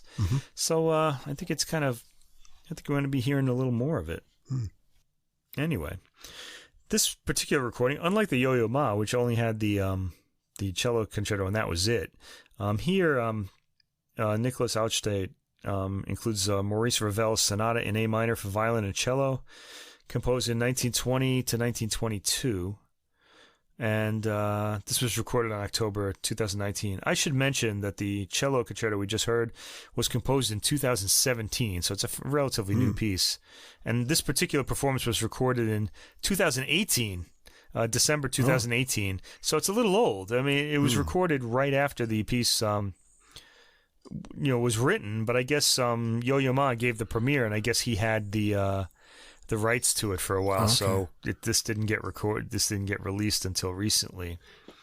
Or he sat on it for a while because he didn't want them to be, too close in release time. Yeah, not only that, but sometimes if a piece is written with a particular musician in mind, that musician gets like a certain number of years where it's solely his piece, and he can kind of tour it around. It's kind of like a little present for him, and then other cellists get it later if they want it, Anyway, so Ravel, this piece, I guess, is around 100 years old this year. It doesn't. 1922 was when it was finished. The composition finished. Okay, so this starts the allegro, and the opening of this is pretty measured and mechanical in this particular recording. Now, it's a mechanical opening anyway. Ravel intends it to sound mechanical, and the cello gets lyrical while the violin starts shaping his line while keeping in the mechanical rhythm. It's kind of interesting. They're going for a really different approach than I've heard before here. It speeds up as the volume increases. I like this performance for its slight inventiveness in approaching the melodic contours. The melodies are shaped differently than I've heard on other recordings, and that draws the ear in. Changes of tempo aren't as dramatic as on the Kennedy Harrell recording, which is my favorite one. The violinist Kennedy and cellist Lynn Harrell, originally on EMI Records, but I guess now it would be on Warner Classics. These Altstaedt and Kuusisto, this Altstaedt and Kuusisto recording, or I should say Kuusisto and Altstaedt, to put the violinist first, are after something different. I love the harmonics after 3 minutes and 30 seconds. In spite of the mechanical beginning, these two draw a humanity out of this movement that I haven't heard before. It tends to stay kind of cold, okay, and I like it for that, but in this case, they pull a bit of humanity out of it. The phrasing is really nice, I think. Which one? The phrasing in this movement and the dynamics, along with the phrasing, sort of enliven the lines in this. So and also their tones really blend together nicely. Of each instrument. So. Yeah, this is a sensitive performance, and it's also very quietly recorded. You'll have to turn it up to get the nuances, especially the gorgeous ending on the harmonics of both instruments. It's almost inaudible if you have it turned down. All right, the second movement, très vif. Effects are highly nuanced and quiet. There's a good sense of line in this movement, and it sounds like it's played at a slightly faster tempo than I've heard in previous recordings, and it works well like this. The sudden forte chords aren't terribly harsh. On the Kennedy Harrell recording, they are. They really want to make it dramatic. But I like them like this. I like them, played down, the harshness played down a bit. I think the harshness is supposed to be there, though, so. Anyway, the violin pulls some odd changes of tone when he gets the drawn-out notes. The cello answers with straight playing. After about 1 minute and 50 seconds, the two echo each other. There are beautiful breathed-out harmonics at 2 minutes and 30 seconds. Be sure to hear those. And I liked the sudden slowing of tempo. The violin goes for an ugly sound in his last melody after 3 minutes, which draws the ear in.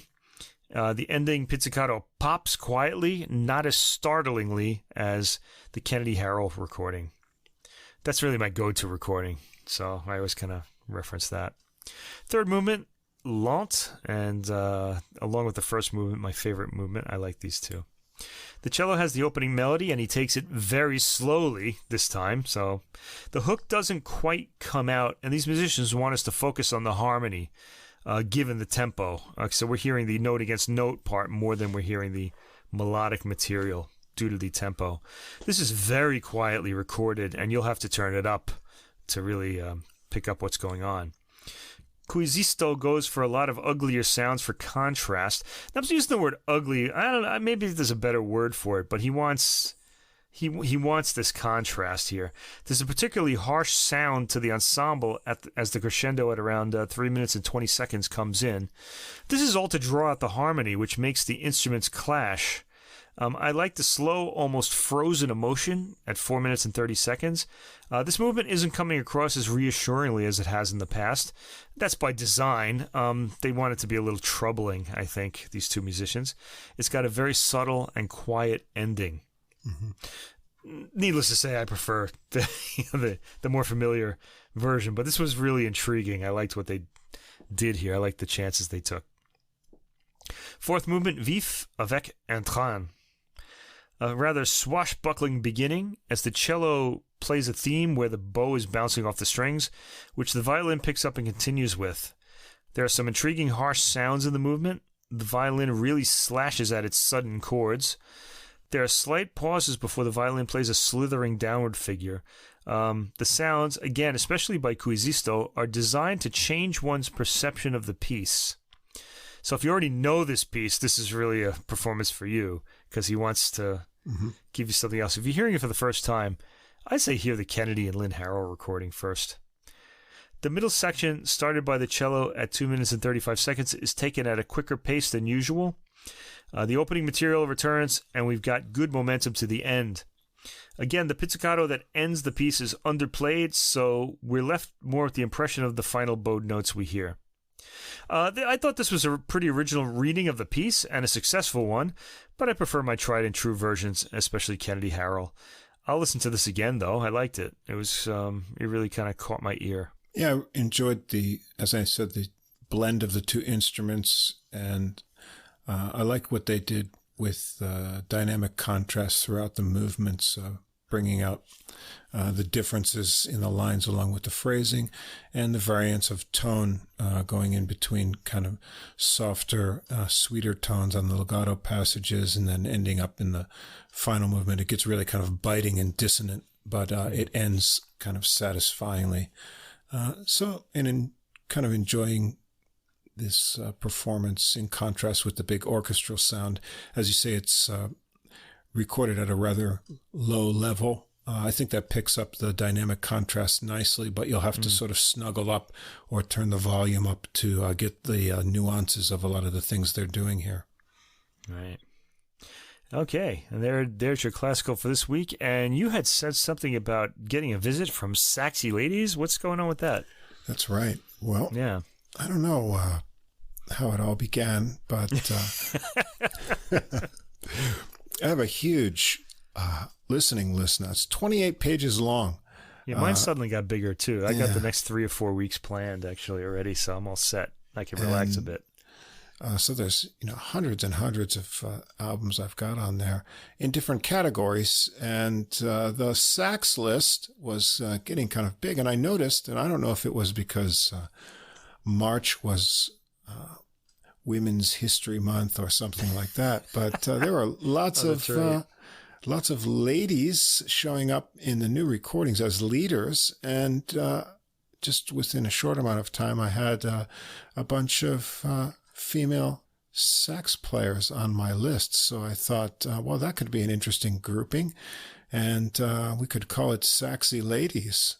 And that would be a good title. Looking for we have a whole bag full of these sax kind of clickbait titles. So. We're going for the clickbait. We're shameless. Yeah. What can we say? We got the pink neon logo, clickbait title.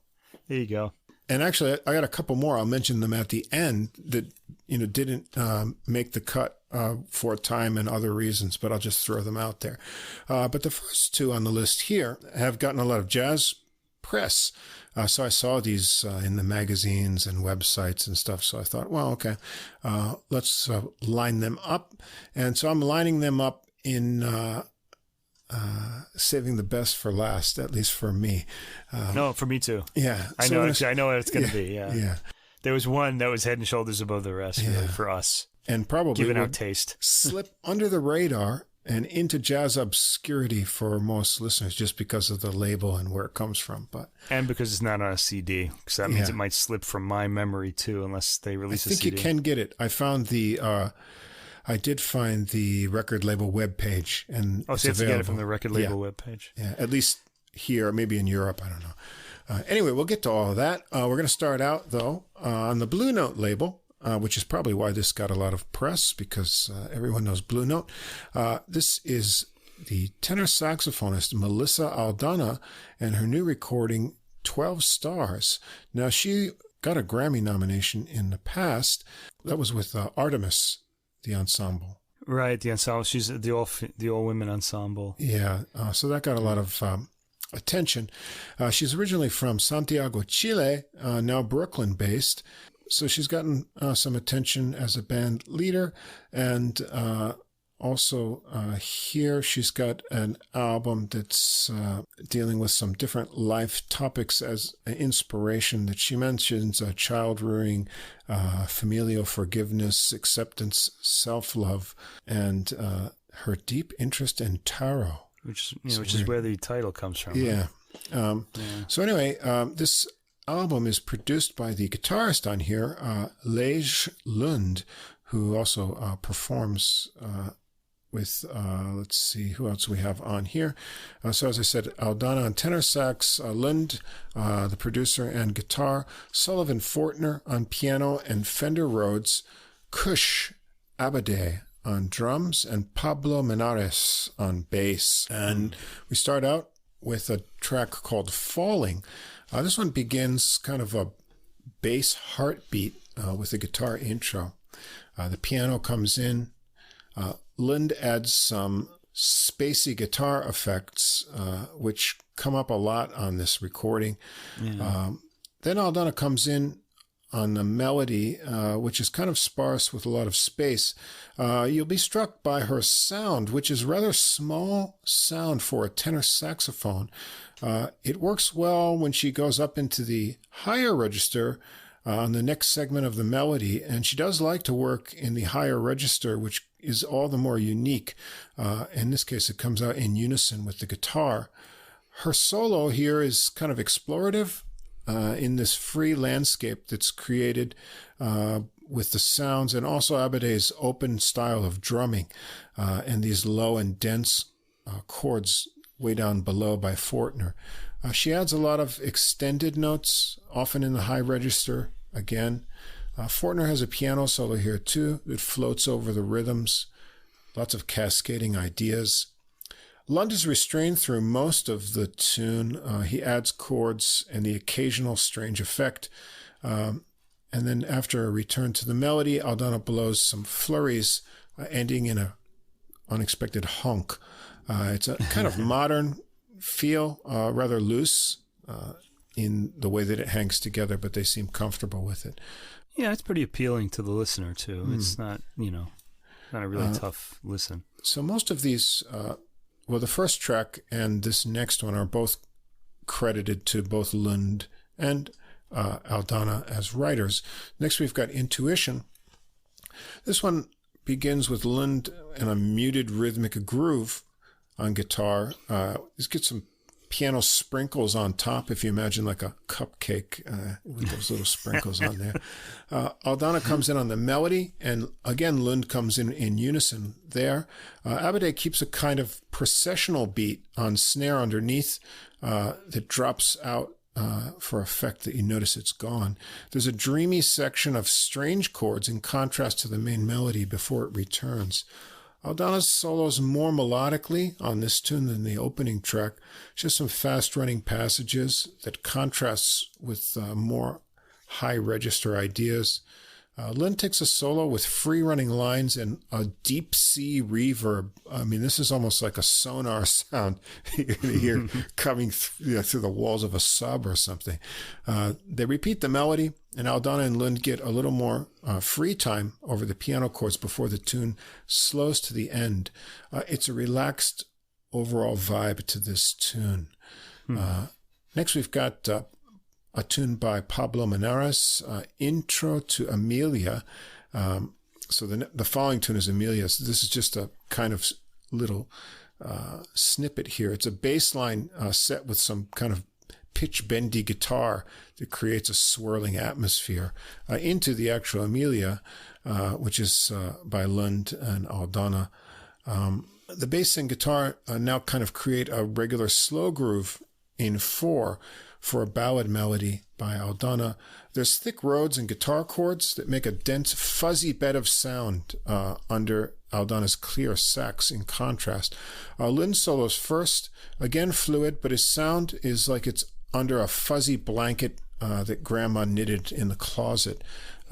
Menares has a relaxed bass solo here. Aldana gets a lyrical and legato solo tying back into the melody, while Abadé works delicate cymbal textures throughout with punctuations on the peaks of phrases. Aldana gets an interesting warble in sound near the end, and rather than resolving on a final chord, the tune ends in a sound clip of a child kind of singing with music. It's pretty kind of eerie. Yeah, but with a psychedelic dreaminess in the thick Rhodes and guitar tones. Yeah, it kind of sounded like a melted vinyl record at the end. I want to mention, though, I read about Amelia, the genesis of the inspiration for this tune was a dream that Aldana had of having a baby girl by this name, so it's not a real person. Oh, okay. Yeah. An imaginary child. It's an imaginary child. Yeah. The next one, The Bluest Eye, again, Lund and Aldana composition. That's from the Toni Morrison book, by the way, that title. Aldana comes in over bass and drums on the melody before piano and guitar add some harmonic backing. The melody has some really high notes for a tenor sax, and Lund joins in unison. Abadé pushes the melody forward with fills, and it lightens up for Aldana's solo start. She's in the mood for faster phrases here that are broken up by some two-note ideas with space in between. Fortner has a piano solo while the bass takes off on some fast walking underneath. Lund comes out next, starting with some double-stopped ideas, then some cool delayed attack chords and descending runs. They come back for more of the melody. Things get a little weird at the end with some low, ominous sound effects. Track 6 is The Fool, another Lund and Aldana composition. A guitar lead starts this one slowly over the piano, with time being kept on the cymbals. There's some phasery kind of effects that are added, and things pick up more motion as Aldana enters with a melody line, nicely doubled by the bass in spots. I like that kind of contrast. Fortner has a piano solo, and then Lund. Abede keeps straight beat going most of the time. There's a lot of washy sound, again, underneath throughout everything. Aldana comes back with a melody before taking a solo of her own, and Menares has a nice bass groove going on underneath as things get murky again with the guitar effects. The next one, Los Ojos de Chile, the Eyes of Chile, I guess, another Lund Aldana composition. It's got a waltzy or 6/8 kind of feel to the tune. The sax and guitar work unison melody lines which diverge into independent improv ideas at the end of phrases over piano chords. Aldana shows off her surprising high register on tenor here again. It has a lightness and motion. Fortner has a piano solo that has loose flowing lines and clusters of chords, and Lund's guitar solo has lines chasing after each other and tighter rhythmic licks. The drums and bass surprisingly break into a driving swing beat toward the end of Lund's solo. The freer beat resets for some more melody lines from sax and guitar, and Aldana gets a solo next, getting down in the lower register for a bit, and then with a lot of snaky lines and some more intense squawky tone on notes before mellowing out for the slowing ending.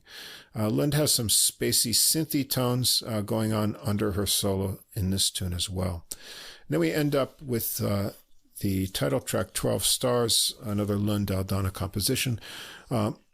A long note with a pitch waver on sax over some synthy guitar tones and Rode piano chords lead into a soft and slow melody. Aldana weaves lines over the washy mix, adding some pitch fluttering, but keeps it mostly pretty. And there's a long fade over a low piano note and more synthy sounds. Well, yeah, I didn't warm up to this recording too much. Aldana has an interesting and an individual tone on tenor sax, especially in the higher register. But I wasn't drawn into the tunes as much as I had hoped, and I was rather distracted by the synthy sounds and murkiness of some of the sort of wash made by the guitar and piano tones in the same register, making kind of a sound soup. And I don't know, I feel maybe a little bit lack of kind of passionate oomph in Aldana's playing. To me, it doesn't really resonate a lot. So it was somewhat interesting, but overall, I think it's the weakest of the three releases that I picked here. Yeah, that's not to say it's bad, though. I thought you said that she has a small tone. One of the words I used was like dry. It's kind of, it really does have like a kind of, this kind of like, having all the water sucked out of it, kind of like dryness. To the tone. It's pretty easily identifiable. I bet I could, well, I couldn't probably say, oh, this is Melissa Aldana if I was hearing it on a record randomly, in a public space somewhere. I bet I could pick her out of an ensemble. I thought the concept of the album was interesting. I warmed to it a bit as it went on. I didn't dislike it. It's pretty arty, but appealingly so. They're interesting sounds, nicely recorded.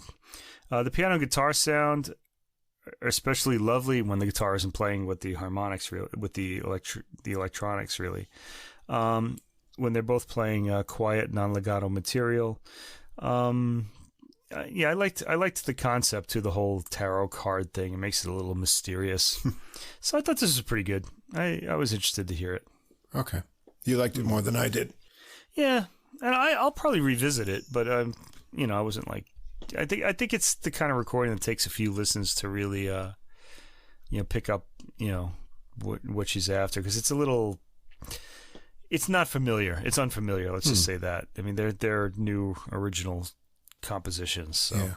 I think it'll take a bit to get them in your ear. All right. Next up. Now, how's this for a Saxy name, Roxy?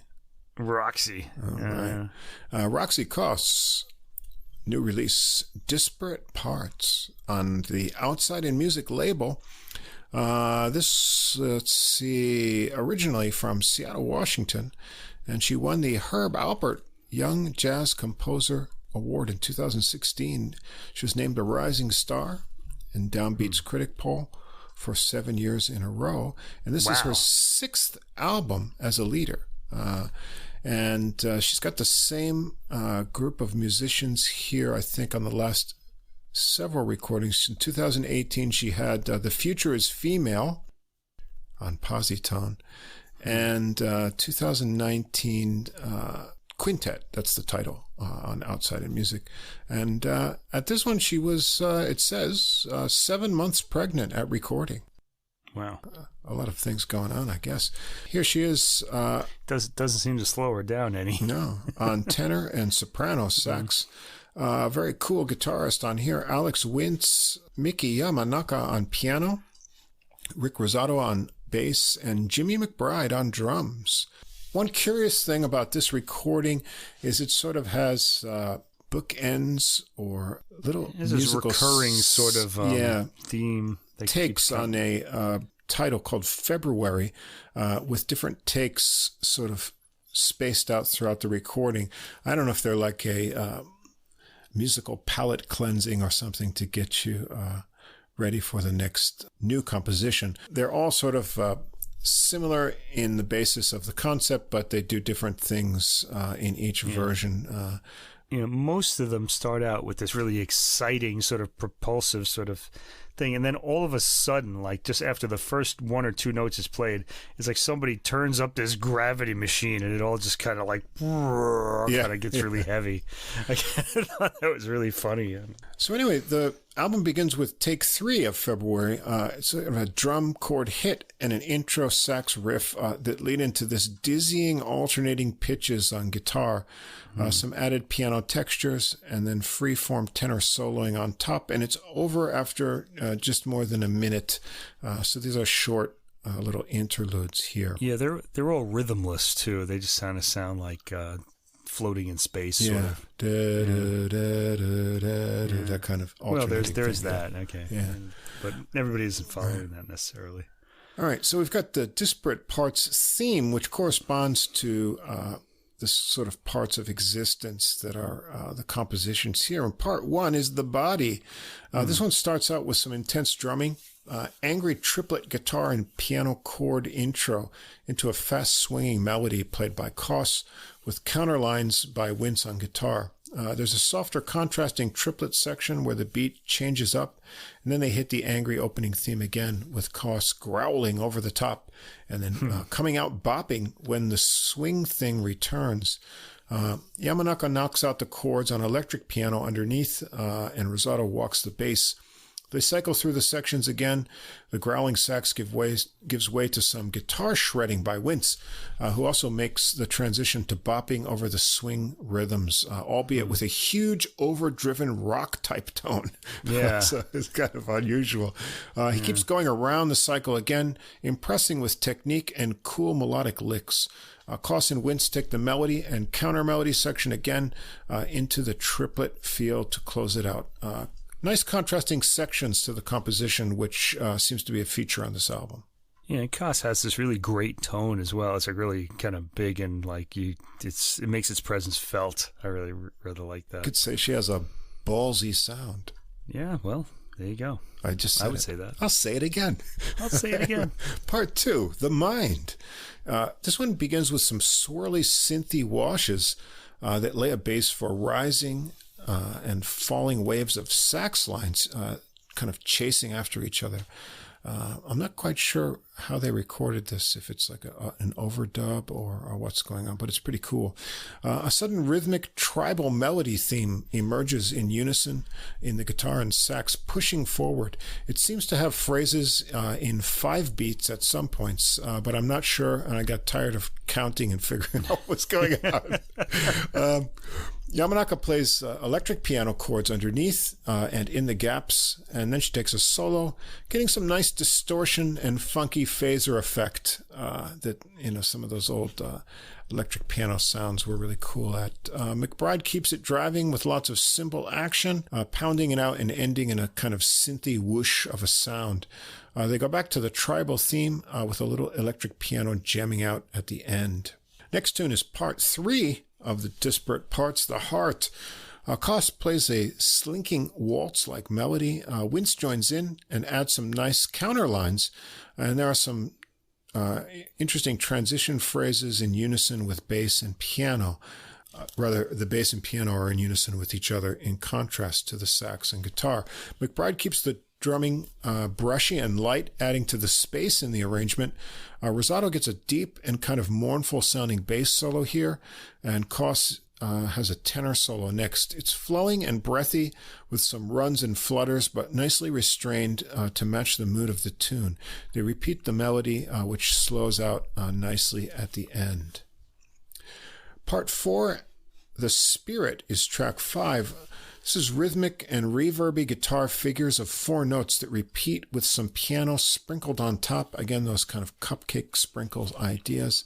The harmonies change, but a humming low tone, like a distant airplane engine, not in the chord, spreads out, creating tension. This is really weird, but interesting. Is it bowed bass? I think so. Coss comes in on soprano sax with a delicate melody above. Now the bowed bass shifts into the harmony and the world comes together. Sort of this resonance has been achieved. McBride adds some drum fills and cymbal washes to the free-flowing mixture. Wince is released from his patterns and adds some melodic ideas under Coss's lines. As he gains momentum, a fast 4-beat rhythm develops for a while, but soon breaks up into a rubato ending. An unusual but interesting and pretty composition. I think this is one of those. This is one of the very rare jazz suites that gets the adult music stamp of approval. Yeah. Track 6, February. Back to that interlude kind of thing. This is take 5. Another take on this one with different results and some more gaspy kind of ideas from Coss's sax.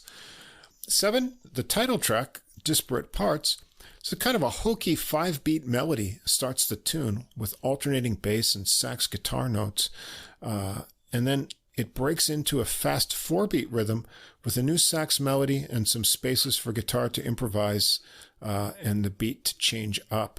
They get back to the original melody for a bit before Coss launches into a solo over the driving swing and Yamanaka's electric piano chords. It's a nice minor hard bop groove.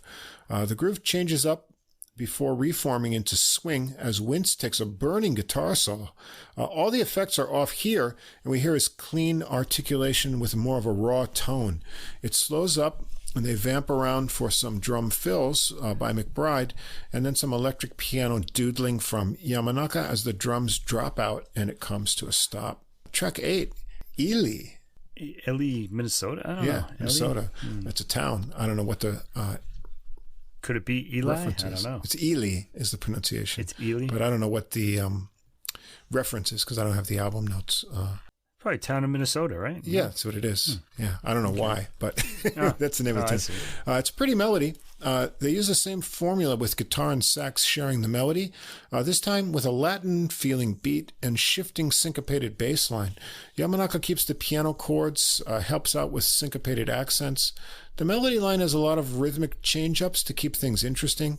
Wince gets a liquidy flowing solo on this one, getting a kind of rounded, edgeless tone. And Coss works a lot in the lower register in this solo, showing a nice husky tone on the tenor. I like the rhythmic bounce in her phrases. It really has that kind of springy kind of feel to it. Yamanaka goes rhythmic in her solo too. She starts out liking one note a lot. Then she gets chimey with a lot of chords that keep peppering in tight right-hand rhythmic figures over those in between. McBride has a tight fills along the way with good cymbal work. It's an overall sparse and airy arrangement that works well. After that, track 9, we're back to the old February interlude. Here, this is the first take 1. It's another version. Coss showing some kind of controlled squawkiness in her free-form improvisations on this one. 10, Mabes, M-A-B-E-S. A waltz with a lot of motion. Sax and guitar work the melody for the first section, and then the guitar splits off on the second section a bit under the sustained sax notes. Wintz solos first on guitar, featuring some kind of minor blues ideas with clear articulation on his melodic lines. Coss is next over the chugging bass line of Rosato. She starts out with more waltzy kind of feeling things. It gets a little bluesy, having a lot of smooth flowing lines, but she keeps a laid-back feel even when playing fast. They bring back the waltzy melody for another round to the end. Track 11 is called Sunburn. Here we've got soprano sax samba. Bass drums and guitar really get the motion going here, and Wintz's chords are super tight. Really great feel as Coss floats on the melody with the soprano above. Yamanaka comes in and adds to the motion below, gets the first solo on piano. It's rhythmic, enthusiastic. Rosato is up next for some busy bass work, and then they go through a little chord interlude that McBride charges up for, and then they have some gaps for him to do some light and tasty drumming. They review the melody, and then Wintz jams out for some more fun over some kind of synthy tropical washes that come in at the end. Fun tune, a little Latin spice there. Track 12, back to February again, take 4 this time. This one has I rather enjoyed these more and more as they went on. Just, I kind of started to get it more, I think, as I heard them. This one has some more disturbing dissonances and distortions of tone in this version of it here. They're all short, just over a minute. And then we're on to the last full track called Warm One. This one has a kind of slow, loping 8-beat phrase that's marked by the bass pickup and downbeat notes and the guitar and piano chords. Tenor sax and guitar work the sparse melody, harmonized this time with the guitar breaking off for fills. Coss and Wintz trade and interweave improvised lines over shifting harmonies. Yamanaka has a relaxed piano solo here, building up to some big chords and high chimes and runs. McBride fills in the gaps with busy fills. Then sax and guitar join back in with legato phrases, quiets down to an outro that mirrors the intro. And the album finishes up with the final version of February, which is take 2.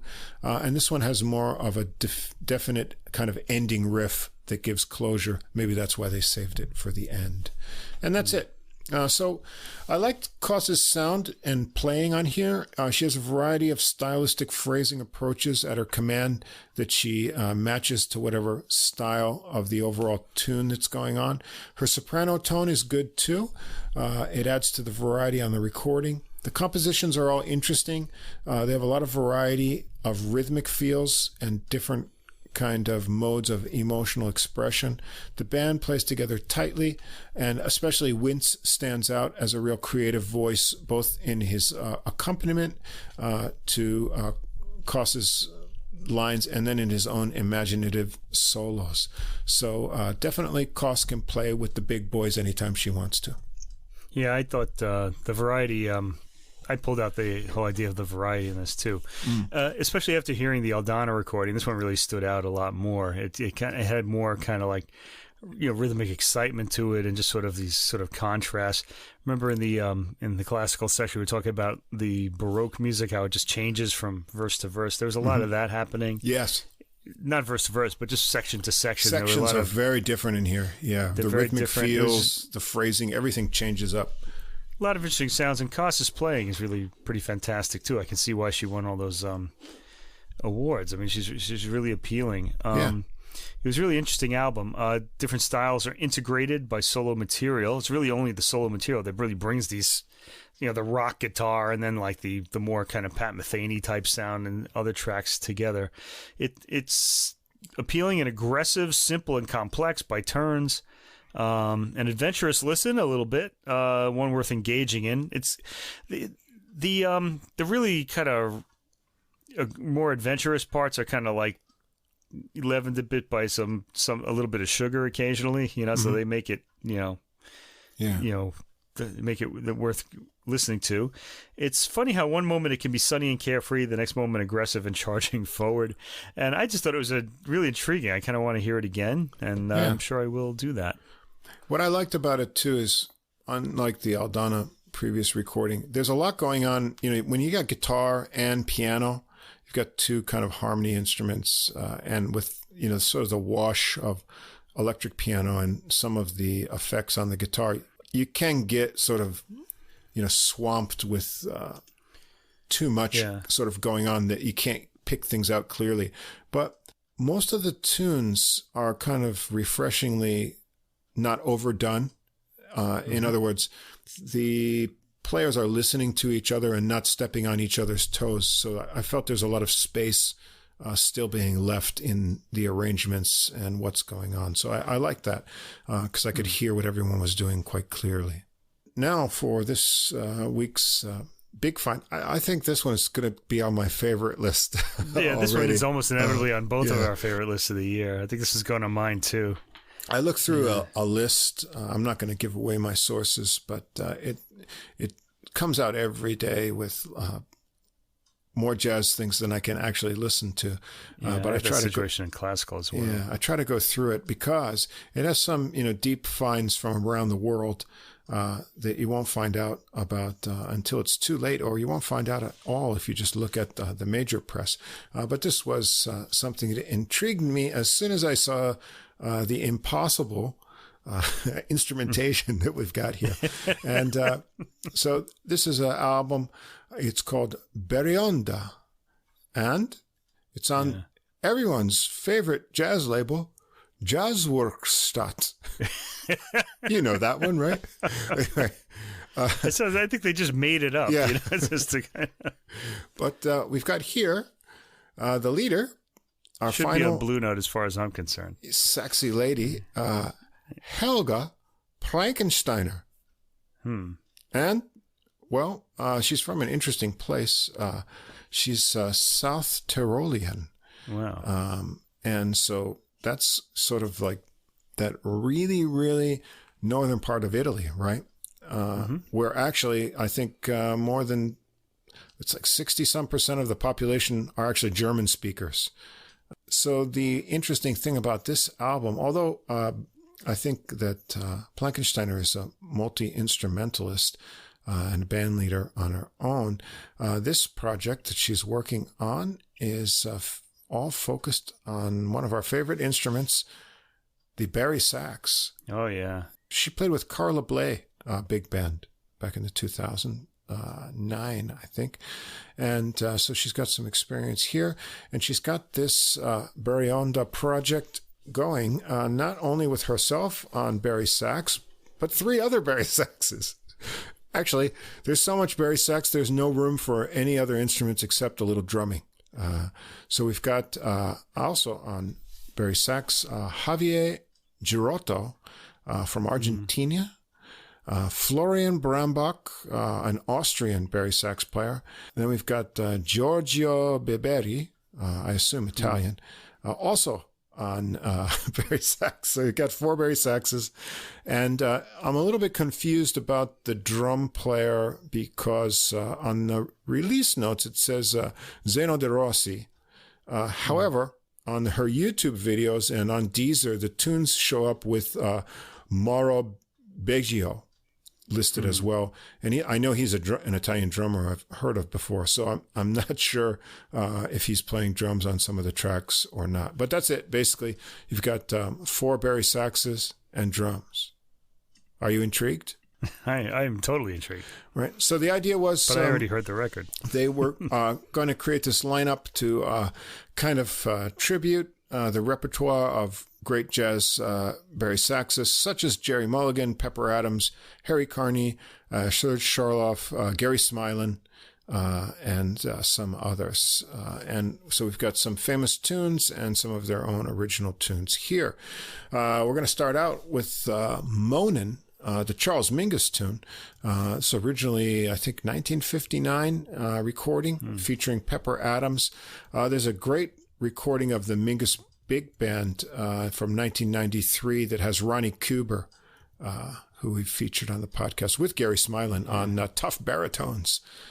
Playing this, I still listen to that record. It's really good. Yeah, it's really good. Yeah. So this one starts out. You get your woofers and subwoofers ready. It's fantastic. Yeah. The recording quality is great. Right away, you're blown away by the huge bluesy and bassy Barry solo sax in the left channel. I assume it's Plankensteiner herself, because after she finishes the line, she asks, "Are you ready, guys?" And they all respond with an enthusiastic, "Yeah." And they are ready. And they are enthusiastic throughout. So they come in past the riff around and then come in with a wall of unison sound. It'll bowl you over. They split off into harmonization and arrangement of different lines. Then they trade off some solos that are also set apart by some great arrangement of the four saxes. One Barry even takes on the role of a walking bass for a band. De Rossi gets a little drum fill before they get back at it, and the arrangement staying inventive and fun all the way to the end. You can hear all the voices. They've all got kind of individual tones. And the other thing you'll be struck at in this recording is the versatility of the Barry sax in terms of its kind of tonal palette and the range. So they're playing high to low register. I mean, of course, it's all rather low, but it's amazing the different things. I mean, when do you hear four Barry saxes together? It's like sort of a lining up of the planets. You rarely hear one. Yeah, you rarely hear one enough. Track 2, Praising Barundi. This is a Brambach original tune. This one, really interesting beginning. It starts out with some kind of stop-tonguing, tutting, which creates a huge kind of, sound coming out of the Barrys. It reminds me of like a bass marimba almost, because of the kind of sustain that it gets. That starts out this tune with a few other squawks and Barry effects that make an intro. Then it's off to this loping minor melody. It's another great arrangement, and you'd be really stunned at the wide range of, expression that Barry sax is capable of. It's a very nimble Barry solo here with wonderful harmonized backing lines, and then one Barry honking out the bass lines. Really get your speakers moving on this one. They give another little stop-tonguing interlude before some more softer legato sections and the melody once more. It's a very cool arrangement. The whole album just has fabulous arrangements. This one's a lot of fun. Track 3, Love and Love Again. I'm not sure where this tune comes from. It sounds familiar. It's a gospel-y waltz feel. And the saxes start out, and then the drums join in after it gets going. It features a lot of simultaneous improvisation as they slowly go through the pleading chord changes. They bring it down a bit for the final push through the melody. The highest part is way up in the high range and creates a really interesting effect, and the whole tune ends up on an unresolved chord. Makes you just want to go back and listen to it again. I describe this as a swing dirge. Swingy dirge, yeah. It's got this kind of gospel-y feel I felt to it. I don't know where the tune comes from. Something New Orleans-y about it, kind of like that. Then we've got New Orleans funeral kind of thing. Like a march funeral, but it's a waltz, actually. Yeah. Anyway, very intriguing. Track 4, Lengauer. Let me see. Kartoffelsetzer grooves. I think it's got something to do about potatoes, but I'm not exactly sure. A Kartoffelsetzer is a potato planter. Oh, okay. And from Lengau, I guess, which is in Austria. So, I don't think about potato planters as grooving. No. But, well, it's a unison bluesy riff that gets split up and then syncopated with cool exchanges of parts. It works through some different sections with legato triplets and other cool riffs. There's some unexpected chord changes and interesting harmonizations, but the rhythmic grooves just keep driving it along. There are a few stops with glisses into, new notes by each horn that surprise you. De Rossi keeps a tight beat, pushing the tempos on the drums. Midway through, it gets slow and soupy, showing off big chords of moving Barry parts. De Rossi doodles a bit around the drum kit with some rumbling toms, and after a pause, they come back in with the opening riff for another run through the crazy melody. Wait for the final hit till you'll know that it's really over. And my comment on this is, das ist ein funky Kartoffelsetzer. Funky potatoes, baby. We've got a couple, they're called impro, not improv, what we would say in English, so maybe it's Italian. Yeah, just an impro. Impro. So I assume these are just some improvised fun, but they're kind of interesting. This one, Impro 1, has some breathy sounds and mysterious long tones that make these kind of flowing harmonic tensions with some tongue-stopping effects added in. There's some warbling pitches added for fun and more breath like the wind blowing everything away. It's just some fun with the sonic possibilities of these big saxes. Reminded me a bit of Ligeti, actually. Yeah. You're right. Like the, what do you call it? These, one of the string orchestra works. I can't, with those really close harmonies. Right. Yeah, they're kind of weaving things. Interesting. Track 6, it's a busy one here, a kind of a perpetual motion of rhythms, and so it's called Continuum.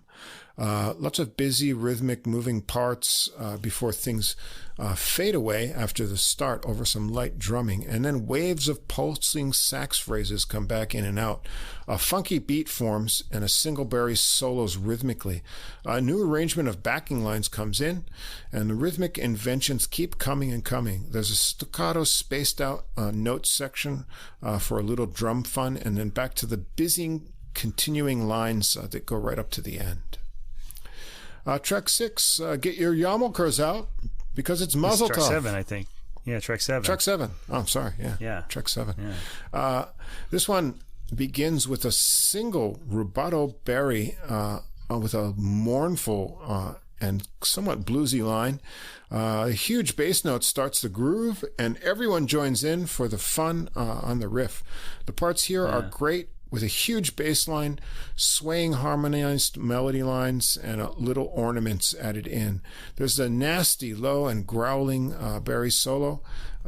As it goes on, it modulates and the fun continues. They head back to the riff in sync together, leaving spaces for some drum fun. There's another dirty Barry sax solo that gets way up in the high register with some wailing tones, and they take the melody out and slow it down for the end. This had a real kind of Jewish wedding kind of groove to it, which I mentioned. Just the title gives that away, I guess. Yep, a real fun one. Then we've got a Jerry Mulligan tune, track 8, Etude for Franca. A very lush ballad arrangement. The harmonies are thick and warm. There's no drums, so it moves with a nice rubato pace, great synchronized phrasing. There's a heartfelt improvised solo with great agility over these pretty chords that move along underneath it on the way.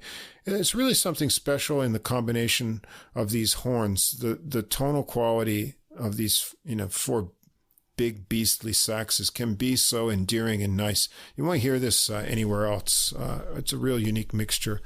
Beautiful arrangement here. Now we've got a Plankensteiner original, Barionda. This one starts with a funky single Barry riff, sets off the mood for the others to join in on an arrangement of swaying lines. The drums keep a tight beat.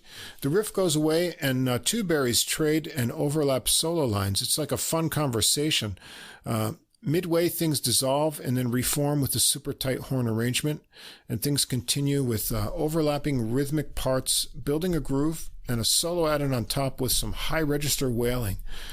The drums take over for a bit, and then all the Barrys come back in together with a few final lines to end it all up. Track 10 is another Jerry Mulligan tune. This is a real famous one, Bernie's tune.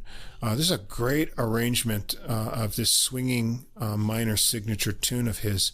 The part interplay is fabulous on the melody. A solo weaves over a bass line, then a new tight arranged section. Two Barrys then solo with each other before the others join back in again. There's a lot going on here in this arrangement. They repeat the previous sections, and then the backing arrangement for the solos changes up with more harmonized parts added. And the final version of the melody ends it all up. A real awesome arrangement here. If you're a jazz fan, you know a cool jazz Jerry Mulligan, you'll know this melody well. And Mulligan would often have really good arrangements, especially if he was with another horn. But, like Paul Desmond or Chet Baker. But with four players, they've really maxed out and inventively spread this out. The harmonic possibilities and counterlines, really wonderful. Track 11, I Remember Dizzy. This one, I assume, is the original tune. It kind of captures Dizzy's Afro-Cuban kind of things that he did. It's a staccato riff that gets this kind of groove going. Everyone comes in on a thickly arranged melody, and then they trade off solos, but they keep the riff and the harmonized lines going underneath, trading off as they switch solos as well. The drums keep the excitement high with like cymbal tinging and a little bit of jamming as the saxes get together tightly on a riff, leaving some space. Then it's back to the beginning groove with a new repeated riff building tension to the end. So kind of those Afro-Cuban bebop things from the 40s are captured well, like Dizzy would do. Now we've got the second impro, number 2. This one has rubato interlacing sax lines that swirl around and then form into an ominous building riff. It gets kind of scary. You think it might explode, but it just kind of deflates instead as you feel the Barrys are ganging up on you, but they don't cause any harm.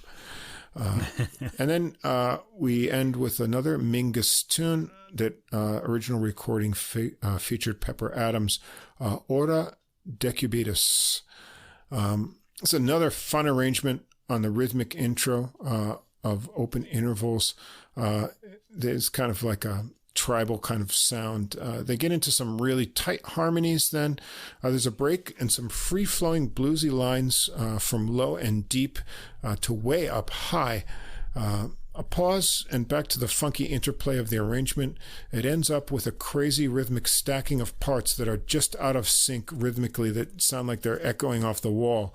A tension-building pitch, bent tone that gets held out before a little pause, and then it ends up with this satisfying descending interval. Da-dun. And that's the end of the album. So what a great find this album was. Like you say, we're lucky to hear one Barry sax on a recording usually, and here it's all Barry saxes. Great arrangements that, they fill out everything with bass lines, moving parts of chords, covering an amazing range for such a big instrument, so you don't miss having a piano or anything. Everything is done by sax. Exciting interplay, and everyone's having a good time, and that energy comes through on the whole recording. This is a really great and fun, interesting album. Yeah, in fact, this is one of those recordings that I really live for. You kind of... You just... lamenting the fact that you're not really hearing anything new or things like that, and then something like this comes along, you're like, whoa, it's just a discovery. No one else has heard it. You've got it. You can play it for all your friends who like jazz, and maybe they'll be wowed by it too. And it was a lively, fun recording, and a great transparent recording as well. Yeah. It's beautifully recorded on top of all of this. Your ears will love this. The only thing, I don't know, maybe your teeth fillings won't like it as much, but your ears certainly will. Yeah, this will. I really liked it a lot. Definitely get your woofers moving. The dynamic power of these Barry saxes it actually cause air to flow around your living space. They really push it. Perfect for the summer. You're going to need that extra air in the room. Yeah. Excellent. So excellent. Me too. this one goes on the tentative best of list already. I think this is inevitably going to be in my top 10. This was a lot of fun. Now, there's a couple other ones. This one just quite didn't make the cut, but if you still want to meet some more Saxy ladies, a couple other things you can check out. This is a Argentinian female sax player on Greenleaf Music, Julieta Eugenio. Jump. This came out in March as well. And one that I've just started to listen to because it just came out 2 days ago. But veteran UK sax player Trish Close has a new one out called A View with a Room. And I may have included that, but I didn't have enough time to listen to it this week. So yeah, we might still do it. Yeah, it's on. Those two are on my list. But the sax list is long, and we'll see.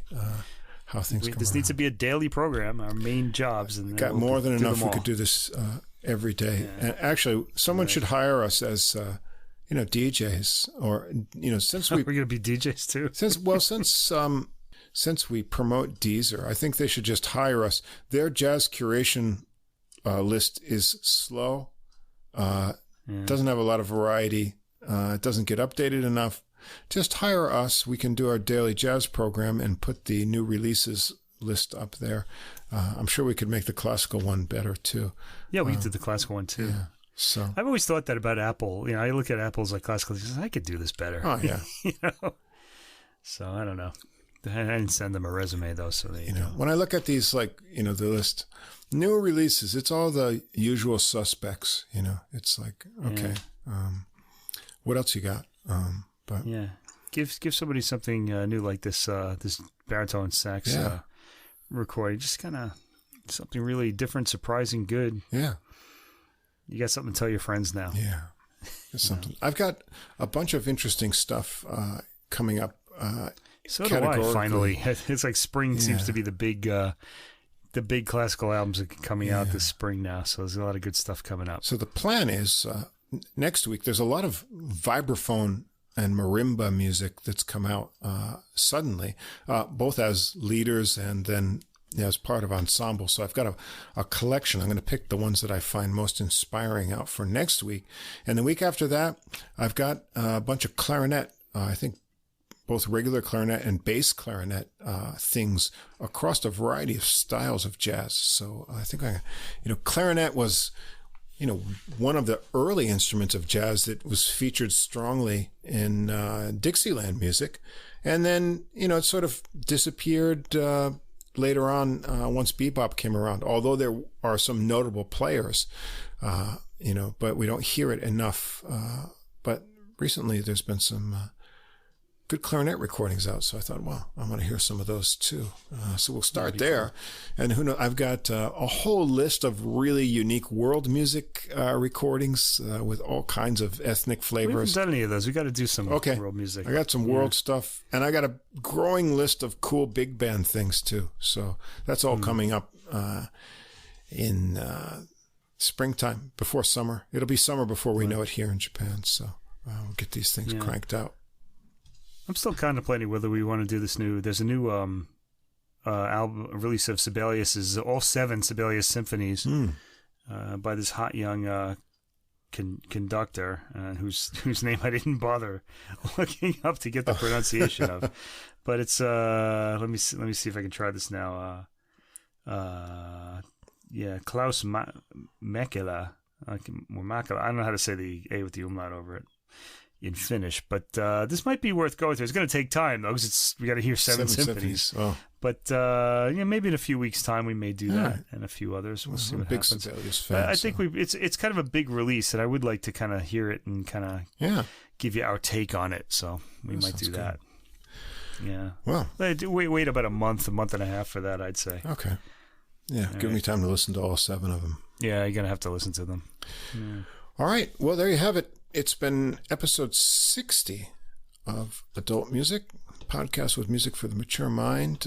Once again, please do like and subscribe on whatever platform you're listening to us on. We'll have this episode out on Monday morning in Japan, which will still be Sunday night in the States, and the playlist for next week will be up shortly after that. So please do look for that on Deezer. Check us out on our new Facebook page, too. You can find us there, Adult Music Podcast, or write to us, Adult Music Podcast, all one word, at gmail.com with any comments or questions. As always, thanks to Fast Signs of Staten Island for our logo with that nice neon on our seedy brick wall. The neon glow. The neon glow. Yeah. Looks good, stands out when we get up in those browsing categories. And that'll about do it for this episode. Any final comments there, Mike? No comments. Just lamenting the stop of construction of my cooling tower. Let's hope the yen situation improves. Yeah. But until then...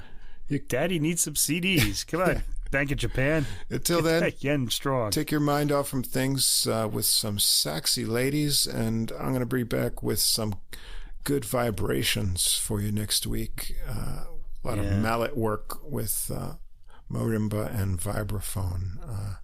So until then, keep listening, and we'll see you again for episode 61 next week.